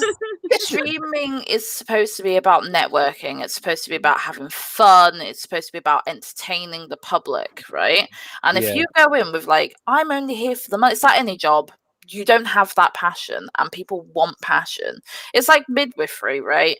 You know, no one goes into midwifery for the bloody money, because there is hardly any money. Do you know what I mean? We go in it because we're passionate about it, and it's no different with me and streaming. I'm doing it because I'm passionate about gaming and networking. So one, don't do it for money. Do it because you want to entertain people. Two, have a personality. If not, don't bother. Three, if you are any type of phobe, don't bother. If you're a female, do it. There's a lot of hate, but just push through it, and Very true. You will find a good community to support you, and who will love you, not because you're a gamer who gets like practically her boobs out, but because you're funny, you're good at a game maybe, or you do genuinely entertain people. So or you're bad at games. I always say, like, if you are a successful streamer and you're bad at a game, you've got a hell of a personality. Exactly. And I think that's fine. I'm not that good at games, right? I'm really not. So I know people come for my sense of humor. They come for the discussion, because I happily discuss NSFW topics or controversial topics and stuff like that. And yeah, it's about finding what you can give to people. So have kind of like a plan before you start streaming, because if you just go into streaming blind, and then you're like, why aren't I successful? It's probably because you're lacking in something: personality, skill, there's just something. You need to have either skill or personality. And like I said, if you don't have any of those, you're not going to succeed. Simple as. I've come across people who I've randomly raided, because, I do that sometimes. And I'm just like, I just sit there. I'm like, why did I raid you? Like, you're literally the most boring person. You don't even acknowledge like raiders. You don't even talk. You're just it's just bullshit. And also, if you do stream and you do get big, like, don't forget you were once small. So give back. Absolutely. Exactly. So I'm like 2, 3, 4 followers, and that, to me, that's still quite small. But I have to remember, I'm not as small as I was, So that's why I've helped like Wimps Plays Games, which Malk might be aware of, because some of my friends, they literally, I met them when they had 0 followers. And then like I was supporting them, and they got to affiliate very, very quickly, just because like, even though I didn't have to help anyone, but I wanted to make friends, and I thought, you know what, I'm going to help these guys. So it's always remembering that, you need to help people, whether you've got 1,000 followers, 1 million followers, raid, like little people that you don't know, or get on Twitter and like get commenting on people's posts or sending some support. Yeah. Just little things like that. Don't get big in your head just because you're a big streamer. Basically. Exactly. Yeah. And then equally, if you're small, don't let that deter you. You will grow eventually. And that's why I say that's the best question and the most lovable question to everyone. I love that question. Because it brings out the personality of the streamer and how their thoughts from where they are. And I, for one, Muser, went. I know you're high to me, but you went super high because you was absolutely amazing for that, and that's what I love about it. And don't ever drop whatever you do with like the personality, because you're amazing as well. Absolutely insane stuff as well. I will just quickly say as well, like, personality for some people is, people have opinions on what personality is, and in my opinion, a personality is basically a showcase of your thoughts, emotions, reactions, and how you are with people. So for a lot of people don't like me because I'm boisterous. I say it how it is. I will tell you to go fuck yourself if you're being a villain. I will tell you how to get better at a game. I don't mean it to be a bitch. I'm just trying to help you. Yeah. I will say, if someone comes in and starts asking, being biphobic to me, I'm just like, sorry, like, and I would literally just say to them, like, basically make them realize they're a dick, and I will make them question their own religion. Like, I have nothing against religion, but when your religion starts upsetting other people, then I have a problem with it. So I literally don't care who you are. I will say it how it is, and that is why some people like me and some people don't. Some people aren't ready to hear the truth, simply, and some people like the fact that, oh my god, this is a girl who knows what she wants. She swears, she doesn't give any fucks, she is just true to herself, and you either like her or you don't. So if you come into streaming and you think, oh, people aren't going to like that I'm a girl and I'm a tomboy, or I'm plus size, or I'm not pretty, or whatever, it's not about that. You will find a community that loves you for you, not because you've got big boobs, not because you've got bright pink hair. That's nothing against Katie, her hair's brilliant, but people do things to make themselves appealing, and your cleavage is just, you just get in the S word, right? Which doesn't really, you're not getting a following. You're just using your body to an advantage, which, once again, like I said, it's about personality. So. Yeah. I've just lost it from that point of view, as well. But yeah, it's all good. But no, just before I carry on, there is quite a few comments. Obviously, Katie, with that, I always think of it as like mwah, like a emote type stuff. So Katie says that her favourite as well when she does the cooperative streams with you, as well. So Katie says I'm boring. You're not boring, Katie. No, stop saying that. You're absolutely amazing as well. I know. And then Hedgelord, I don't know how you're doing it, but you're changing Muser's background every time, and I don't know how, because fair play to you. Katie says she is pretty entertaining. But yeah, Muse is definitely entertaining as well, because I'll never forget. I'll do it on the Ask Us Anything now, because in that next part in a minute, but I'll just mention it in a minute. So, Hedgelord says, I have a bespoke AI running a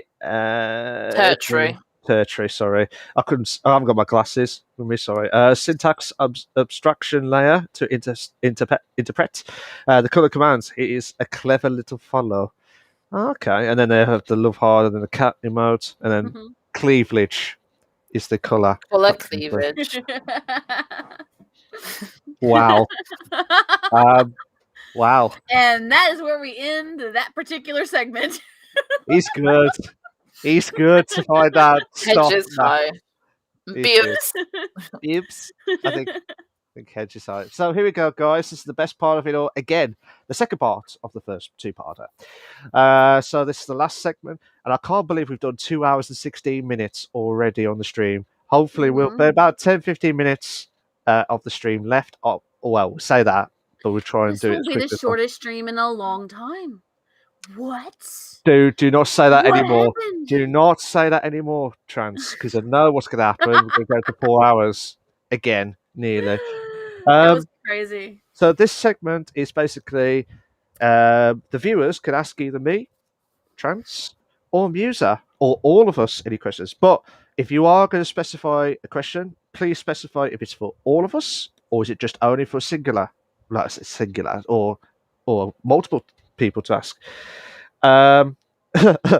Okay, I've got the first question, and it's from Katie. Ironically, would you rather fight a horse-sized duck or 100 duck-sized horses? And that's a question to all of us. I am not going to start there, so I'm going to start with Muser. To be fair. Oh, actually, So, I know I have my answer instantly. Oh, okay, go on then. I would rather fight a horse-sized duck. Because you know why? Really? Pack tactics. You have 100 duck-sized horses. They're going to gang up on you. Yeah. I would rather fight one big duck than 100 small horses. That's my answer. Muser? Yeah, I'd probably agree just because ducks are bloody aggressive and 100 of them could rip your skin apart easily. And also, they would, no mercy. Oh, wait, no, that's the horses, sorry, duck-sized horses. Horses show no mercy. They've got teeth, right? And they will rip you apart. They will rip your boobs off, you know. I don't want that. I'd rather take my chance with the big duck, you know? Because I can just also they're big, so they probably won't be able to run as fast either if it's a duck, because ducks only have 2 feet, so they're not very stable. Is the other reason. So, the most honourable answer would be the horse-sized duck. But if you're pissed and don't know the answer, you could go for the 100 duck-sized horses, to be fair. So, yeah, just kick in for that as well. Nearly lost it there. You don't have an input on this, Milk? I'm going for the sensible option. I'm not. Are you mad? Okay. Are you mad? Are you mad? I'm not going through 100 duck-sized horses to kill me and rip my body off like in shreds. They would tear you apart. I know. So that's kind of answered all of our questions. To be fair with that. So, I mean, Muser, I'm going to ask you a question actually. And I know in the streamer side that you do a lot of Apex and Valorant and stuff. Yeah. What was the worst game that you ever played while you was in Apex or Valorant? The worst game. The worst game. See, when I think of worst games, I think it's always people that tend to ruin it for me. So in Apex, I've had loads of bad physically bad, but also like mentally bad games. Yeah. I think the worst one. I actually posted all this on TikTok, so you can check it out on my TikTok, MuserPenguin. There was a guy who I think we were playing trios in ranked. Okay. And there was a team where we landed, and I'm fighting them with he goes down basically, and we've got a lifeline on the team, and I'm a Loba and he's I don't know, but he goes down and he's like, he's screaming down the mic. He's clearly fucking European. They always are. Strats like, and basically he was just screaming down the mic at me like, on me, fucking kill him, this, that, and the other, right? And we're trying to kill 2 other people here, and basically he gets not finished, but they shoot him and he dies, right? And then he's screaming down the mic like, I'm a fucking, and I just get on the, I will get on the mic. This is the other thing people like about me. I will get on the mic.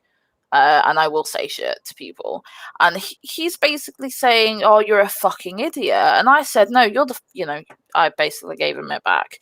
And throughout this whole game, he was just being a friggin' child. He was like, mew, mew, mew, mew. So I was going, mew, mew, mew, mew, mew back. And it was just really pathetic. And then he was like spam pinging. And then I was like, I could just mute your pings. And then like, I realized I didn't know how to do it. I forgot. So I was just pretending.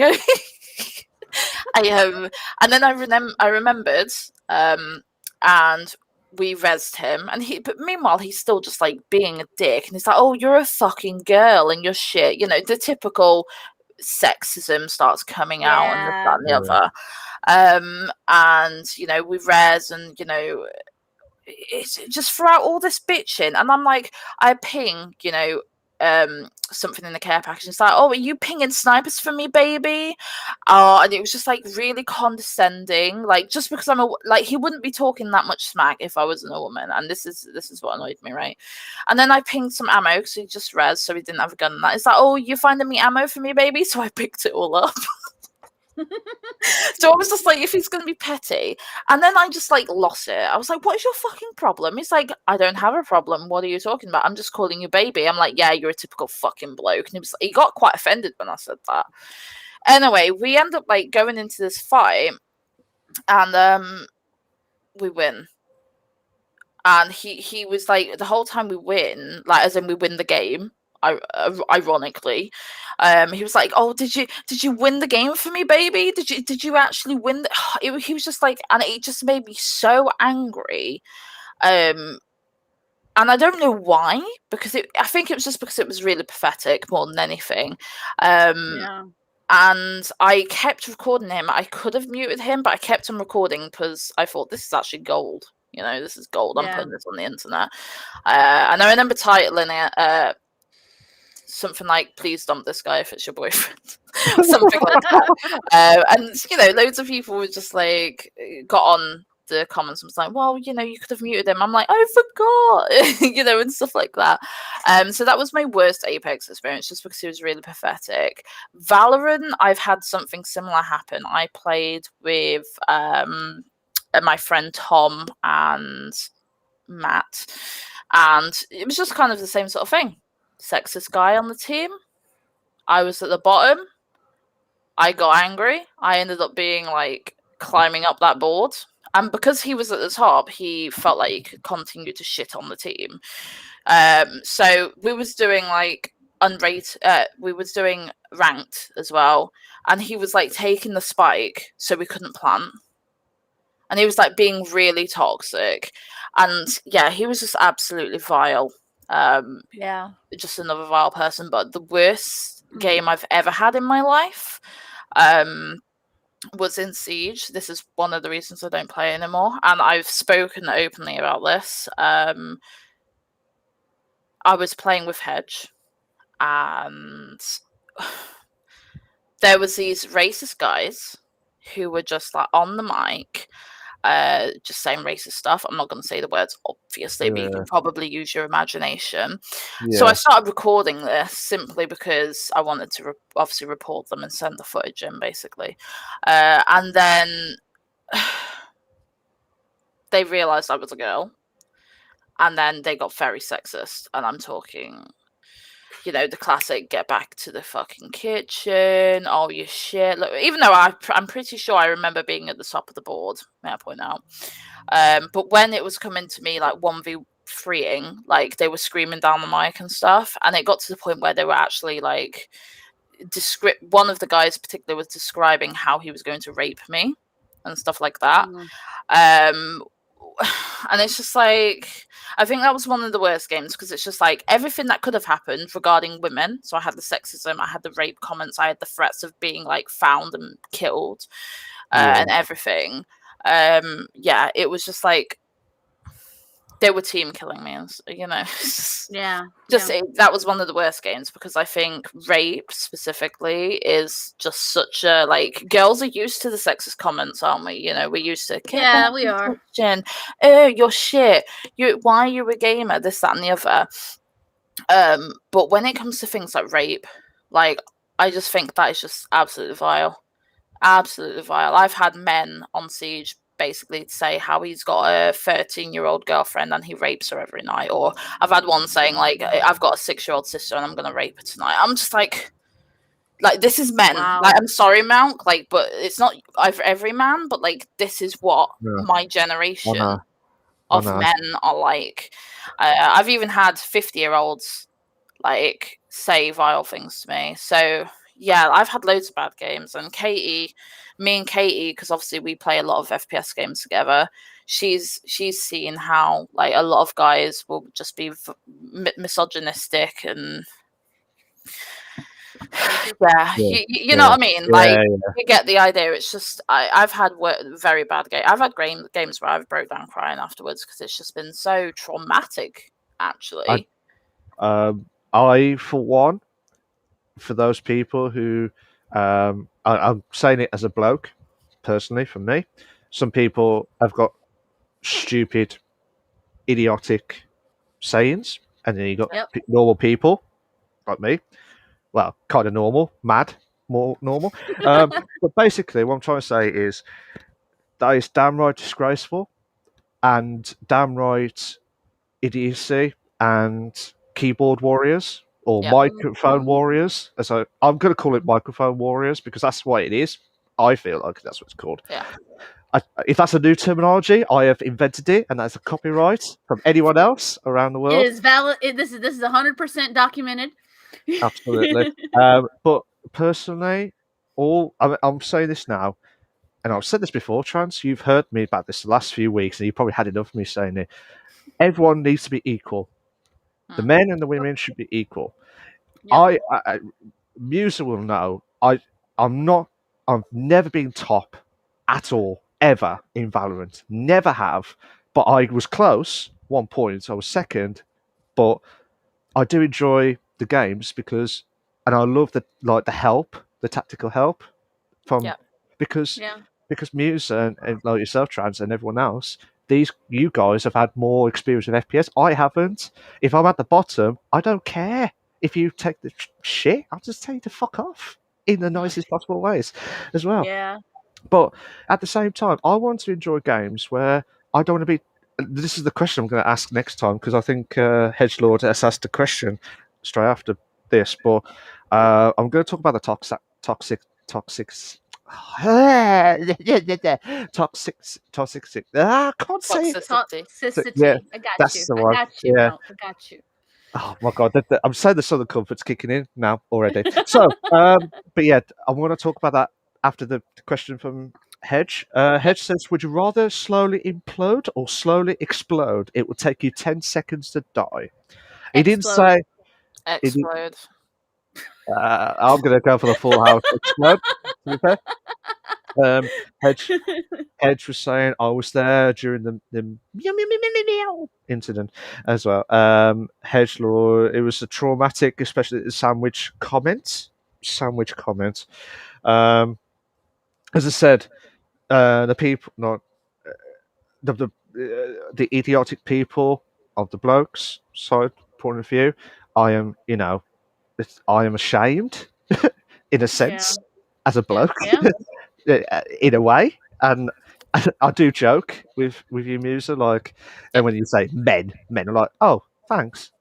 I say the same thing too, though. Yeah. It's like, oh, thanks. I'm like, yeah, that's fine. Yeah. But it was just like, I do joke about it, but at the same time, it's in a real life scenario, it is downright disgrace, and they should be banned permanently. And I will say it fiercely. If I was a big streamer and I called them out, they should be banned automatically, wherever happens. And no one should be going to a game online and get abuse, whether you're a girl, whether you're fat, whether you're ugly, or in all those types, and getting abuse from racist, sexist, or anything like that, that should be banned automatically. I don't care. I don't care if you're joking about or not.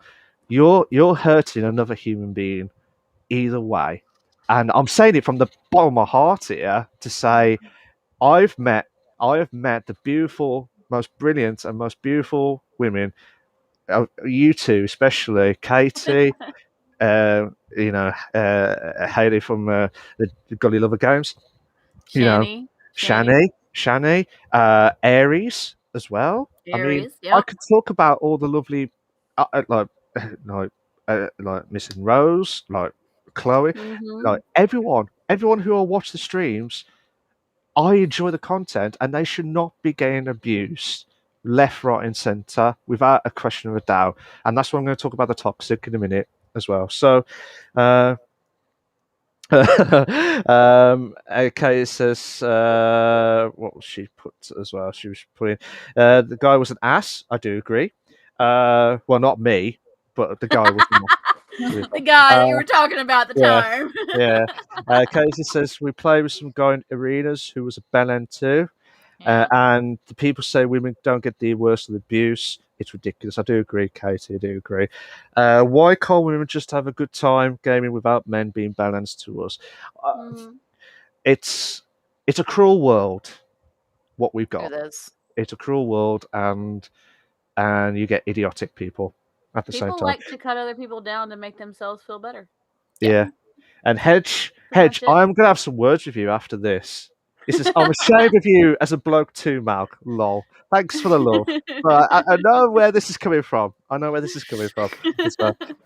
the next question I'm going to ask all of you guys, actually. I've seen it, and you guys have mentioned about it briefly, the toxic of all the idiotic people. Are we ever going to see it towed down? Or are we never, ever going to see it stop?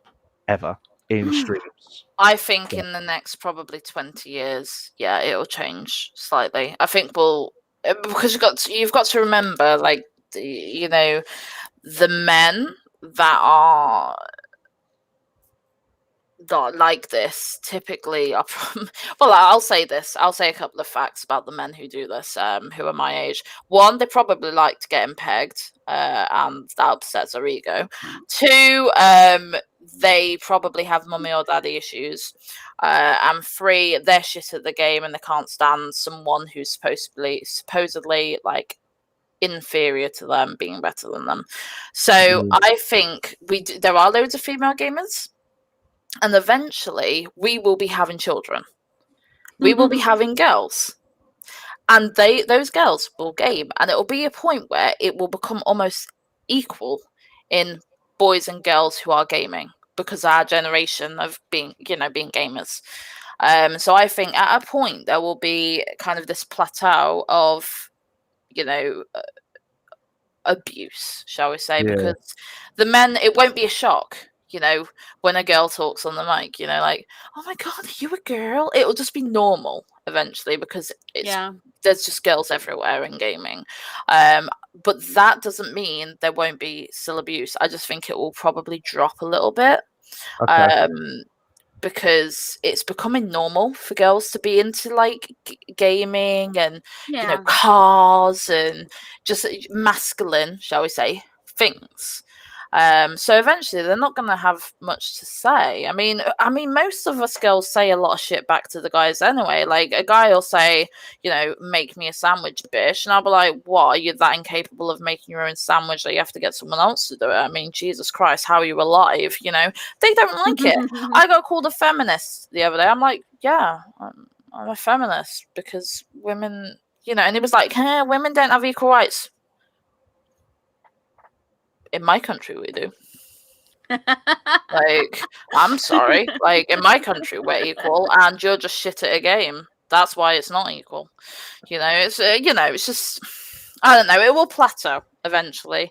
The numbers will equalize, and the abuse will always exist because it's the same with racism, homophobic, anything like that. It will always exist. But eventually, because of generational changes, it will drop.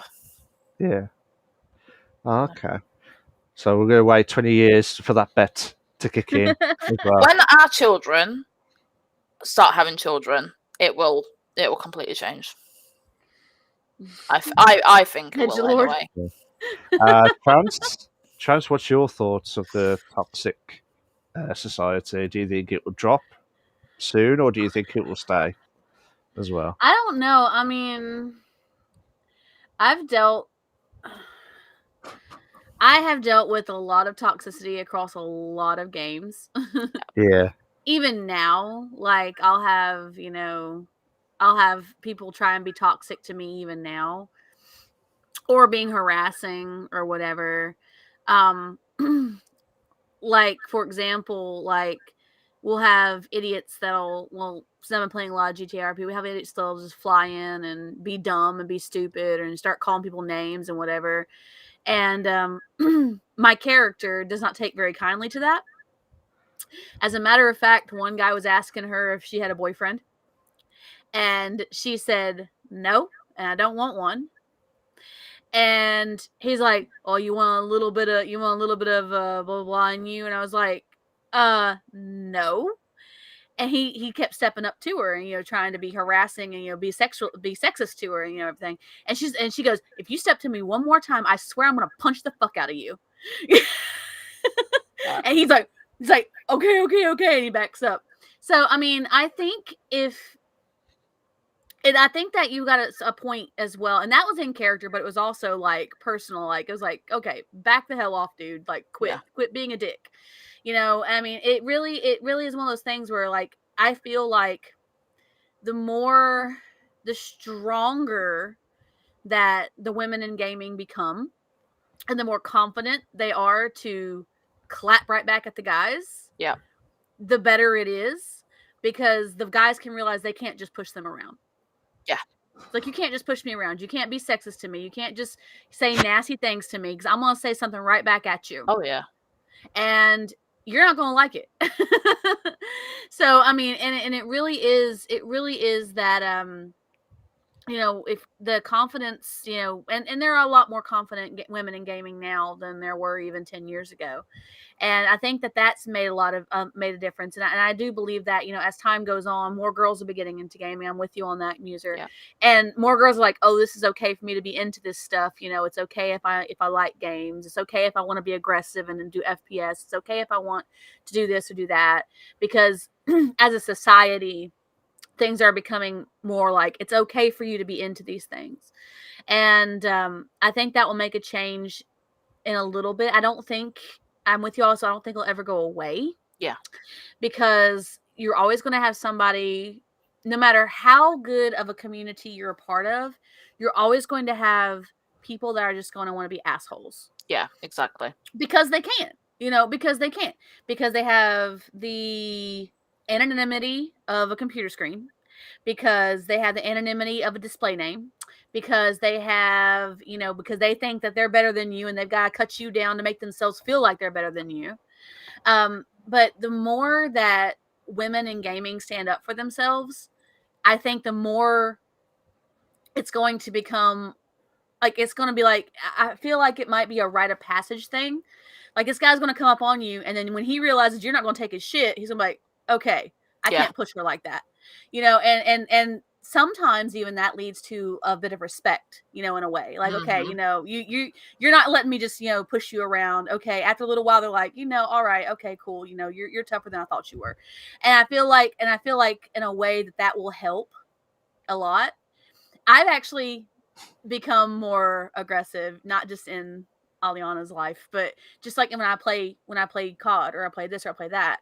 As a matter of fact, there was one game that I played, and I did it in the nicest possible way, by the way. But I did clap back at somebody real quick. They were cutting this person down in all chat on Valorant, and they kept saying, this person can't play, blah blah blah blah, talking shit. And I said, instead of cutting them down and making them feel like shit, if you want them to be better, why don't you fucking tell them how to be better? Mm-hmm. And they stopped.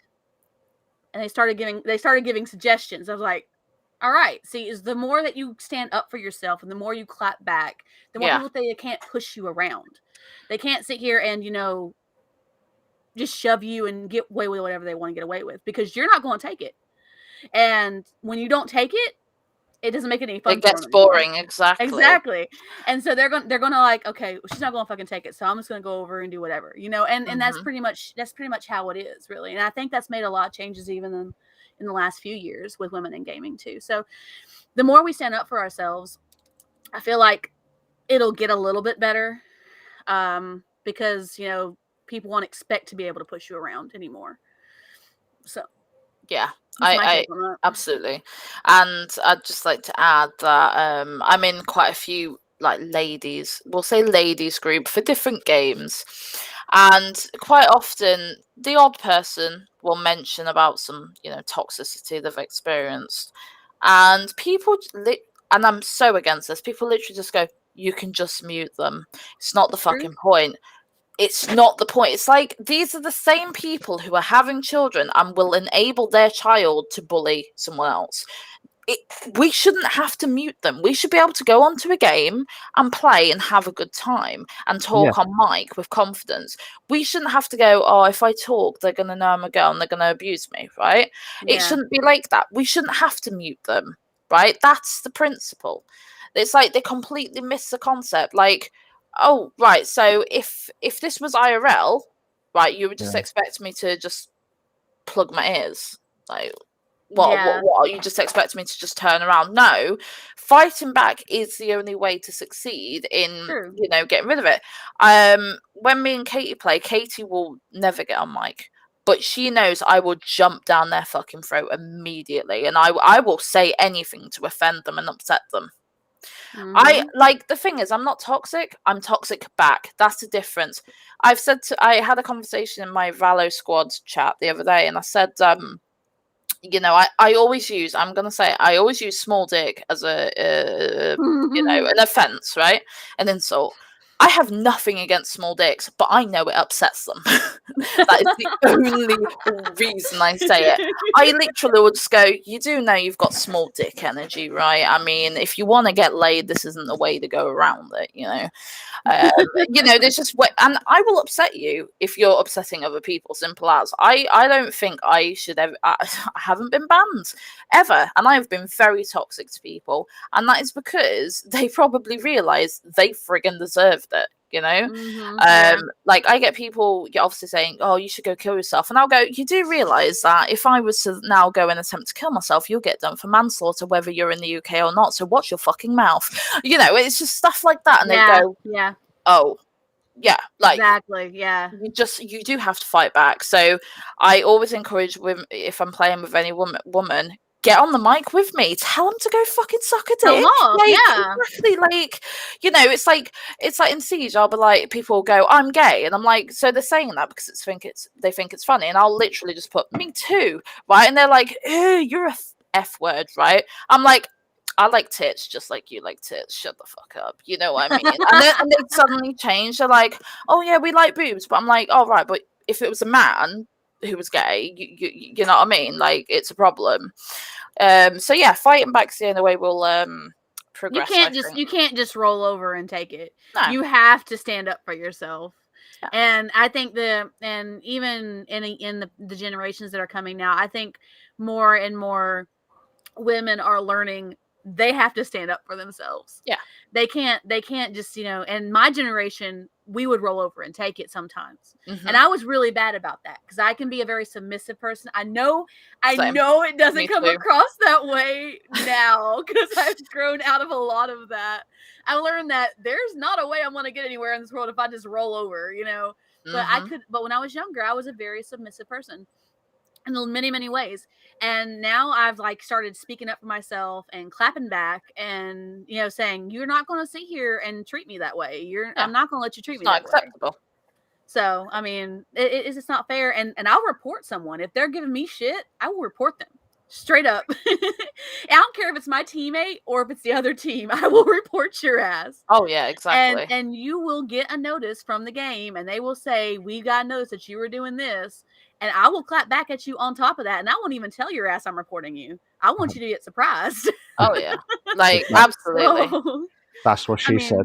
as well. And it's just like, as well, the typical insult. The thing is, they're never creative. So it's like, us women are so used to like insults. We already have things stored ready for you to say something. Like, they'll go, "Oh, you're clearly fat." I'm like, "Yeah, but guess who's fucked every guy that I've ever been interested in, and you've probably never fucked a girl." Where, and they get so mad about it because, like, it's just honest truth. Like, I've slept with any guy that I've ever like been interested in, and they're there having a wank every night. Like, who's the real winner? Like, so I have all these things stored up, just like truth, and I'll just say it to you, guy or girl. I have met toxic girls. Me and Hedge once played Siege, and this girl was with her guy friends on our team. So it was me, Hedge, and then her and her 2 guy friends. And because she was clearly one of those girls who's like, I'm with my guy friends, so I'm going to show off. And she was saying the N-word, this, that, and the other. So Hedge was instantly on there like, you do know that's not attractive. And she was like, I don't give a fuck, N-word, like, and all this and all that. And I'm like, you're literally fucking embarrassing. We don't claim you. It's just like, it's just the guys can have you. Yeah, go hang out with your fuck boyfriends. you can enjoy your 4 inches of dick that are there, whatever. It's just ridiculous. There's a lot of comments in your chat, Malk. We've just been talking through them. Yeah, I did not expect this to be going over. To be fair, right, we're just going to catch up quickly. Hedge says women are better than men because they have got boobs. I do agree. True, I agree. 100%. Katie just says men can have boobs too. They're called moobs. Also true. Yeah. 100%. Hedge says it's not the same. I've done a taste test comparison. Oh gosh. Oh dear. God. Wow. And then Hedge says, plus guys don't fit in the milking machine properly. No hips. I do agree with that, to be fair. And Hedge says, Malk is thinking he needs a mod. Yeah, I do, to be fair, mate. I absolutely 100%. And Kate is one of them. And she's a mod as well. And Katie's laughing her head off. Milking machine. Yeah, absolutely. Milking machine. And she was on about small dick energy. Yeah, small dick energy boys. Yeah, absolutely.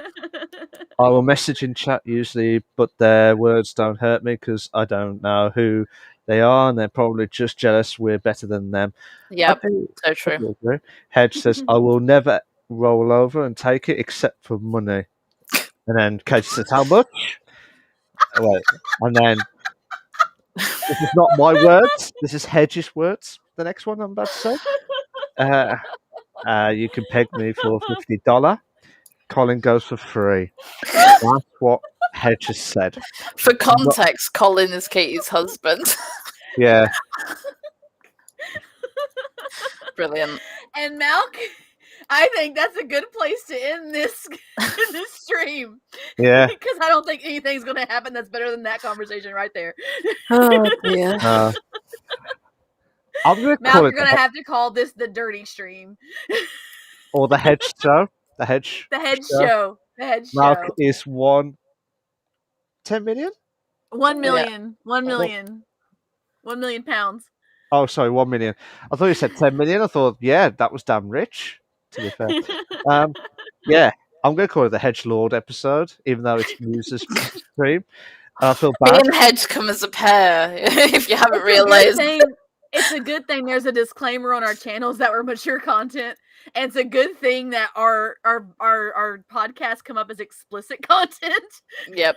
Let's just put it that way. Yeah, absolutely. And can I just say, and I think Trans has said it's spot on. Hedge. Yeah. Like, come on. I mean, props to you, my man. You stole the show. And I feel bad. He always does that. He probably like, what a bastard for that now. How dare he? Lol. Anyway, at that note, I think we might have to stop because we're nearly the 3-hour mark of the stream itself. I can't believe it. I cannot believe we nearly hit the 3-hour mark. I personally, I'm sure Trans will say the same words. Musa, thank you so much for popping by. Thank you. I Thanks for having me. I personally, for me personally, I love your personality. Keep that because that's what I love about you as well, and I love how you do the streams. And I'm sure Trans. Now you two have met properly. Yes. Now you know You'll why have I'm to you'll saying. have to come you'll have to come and watch the Chronicles of Aliana and see how she doesn't take any shit. Because she will be your spirit animal. You'll be like, go girl. Yep. Absolutely. And She was like I running said, around throwing a hissy fit last night because she couldn't go scrap with somebody. no. Oh, oh, no, not Come on, nice. fucking fight somebody. What the hell? I'm sure. To be fair, there was a fight night that night, so it goes. The guy's like, "Oh, fight night!" And she was gonna go whoop some ass, Oh, and she Oh, couldn't no. do it. Oh dear, the kind of whoop ass type stuff. Oh yeah. So, but like I said, Musa, I personally like to thank you personally because you are an absolute amazing streamer. Great personality again, because that's why I said double the personality. Don't ever lose that. If people annoy you, you can tell them to feck off. And that's what I love about it as well, Yep. from your perspective. And keep, like I said, do what you do because you are an absolute amazing person. And I, deep down from the bottom of my heart, and I'm sure Trance's heart is just creeping to me now, to there as well. And I'm sure we all love you for who you are and Yeah. and Absolutely. and do what you do best. Kill those bastards. That's all I ask for Yeah. as well. Kill them and make them feel like shit. Absolutely. That's why I love Musa. That's why I love her to bits because no effects given at the same time. Okay, so stop trying to steal my wife. She's mine. She's mine now. Oh, no, like too many people want to claim me. What's going on? Me and Katie are predominantly wifeys, so she is priority, unfortunately. Oh, so I'm rejected. Is that what you're saying? She's gonna fight you. Like, I mean, I'll fight you without it. Yeah, let's do it. Let's do it. We'll put it out now to see who deserves the queen of MuserPenguin. Oh no. Okay, That's just like I'll I'll film film it. it. I love it. Right, let's stop it now. I'll go dear. get to the Audi car park to sort this out with Katie to find out who will try and sort that now. But like I said, thank you so much, Musa. Absolute legendary. And guys, please, if you're watching the stream from my side or from Chance's, please check out Yes, MuserPenguin. absolutely. Thank you. When are you next streaming, Musa? So we can give it a It bit. will be Monday, and it depends. Aries is still on holiday, so I'll probably just do some Splitgate or something again. So yeah. Okay, Yeah. cool. So check her out on Mondays. I know Tuesdays is Apex Tuesdays Yes, as well. Tuesday nights. Yeah. So check her out, guys. She's absolutely amazing. If you've not watched her before, watch her now. If you watch the toxicity, you bastard! Toxicity. I got you. I can't say thanks. I'm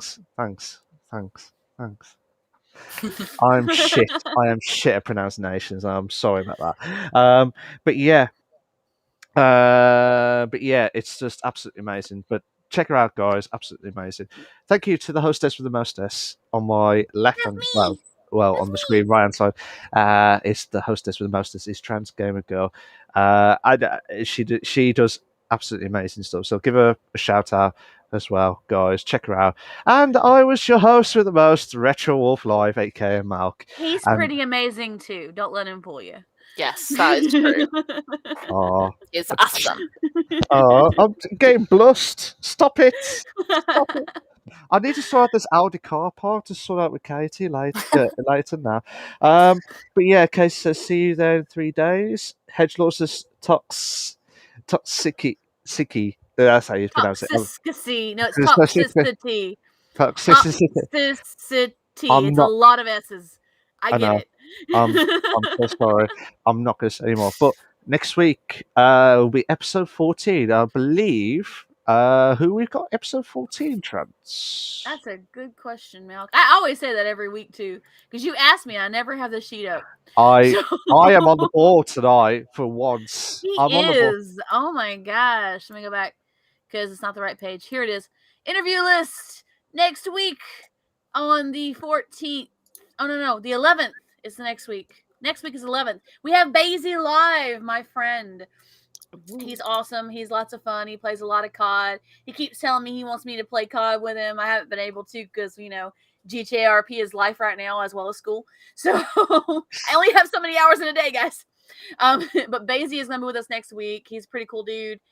Join us as we get to know him and, chat with him and, see what kind of trouble we can get into. Oh dear. I'm intrigued now with this battle as well. So, Hedgelord says, I only fight in Sainsbury's. But Katie says, what about Waitrose? Well, Waitrose is too dear, to be fair. Hedgelord, I've got John Romero on my podcast next week, as usual. Also, Jesus Hedge Christmas.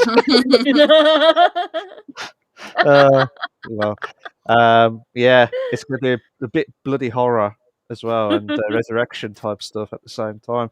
That's mad scene. He's returned. Yes, I do agree. He's returned as well. So Scary stuff. it's absolutely. It's a month away from the Halloween stuff as well. So anyway, guys, episode 14 will be on next week. Check it out at 9 p.m. UK time. There you go. With all the love, Musa, would you come back again? All the love. Would Yeah, you come back sure.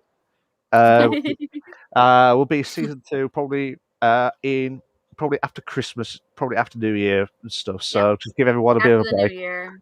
Yeah. So a bit of a quick update before we wrap it up completely. Good news. We have finally expanded the podcast to more places than ever before. Not only are we on Spotify, Google, we're on shitloads of podcasts. So we'll have to list it out on Instagram or on Twitter. But basically, we're on like TuneIn Radio. We're in guys, also on Deezer. We're taking over. We're taking over, guys. So we went from small streamers. We'll never forget about you. We're coming up to the big ones in the podcast itself. So that's right. Anyway, that's one of it. Second one is basically we're only going to go up to episode 20 episodes, and then we'll stop because of the Christmas break. We still have to discuss that too, because of the two weeks that I was telling you about. So we'll work that out. But we'll work it out. I wasn't going to mention about that, Trans. I wasn't going to mention about that at all. I knew about that, but I was just going to say build it up. So, anywho, music again. I ruined it.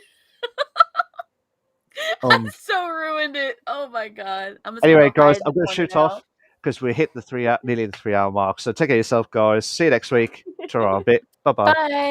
Bye. Bye.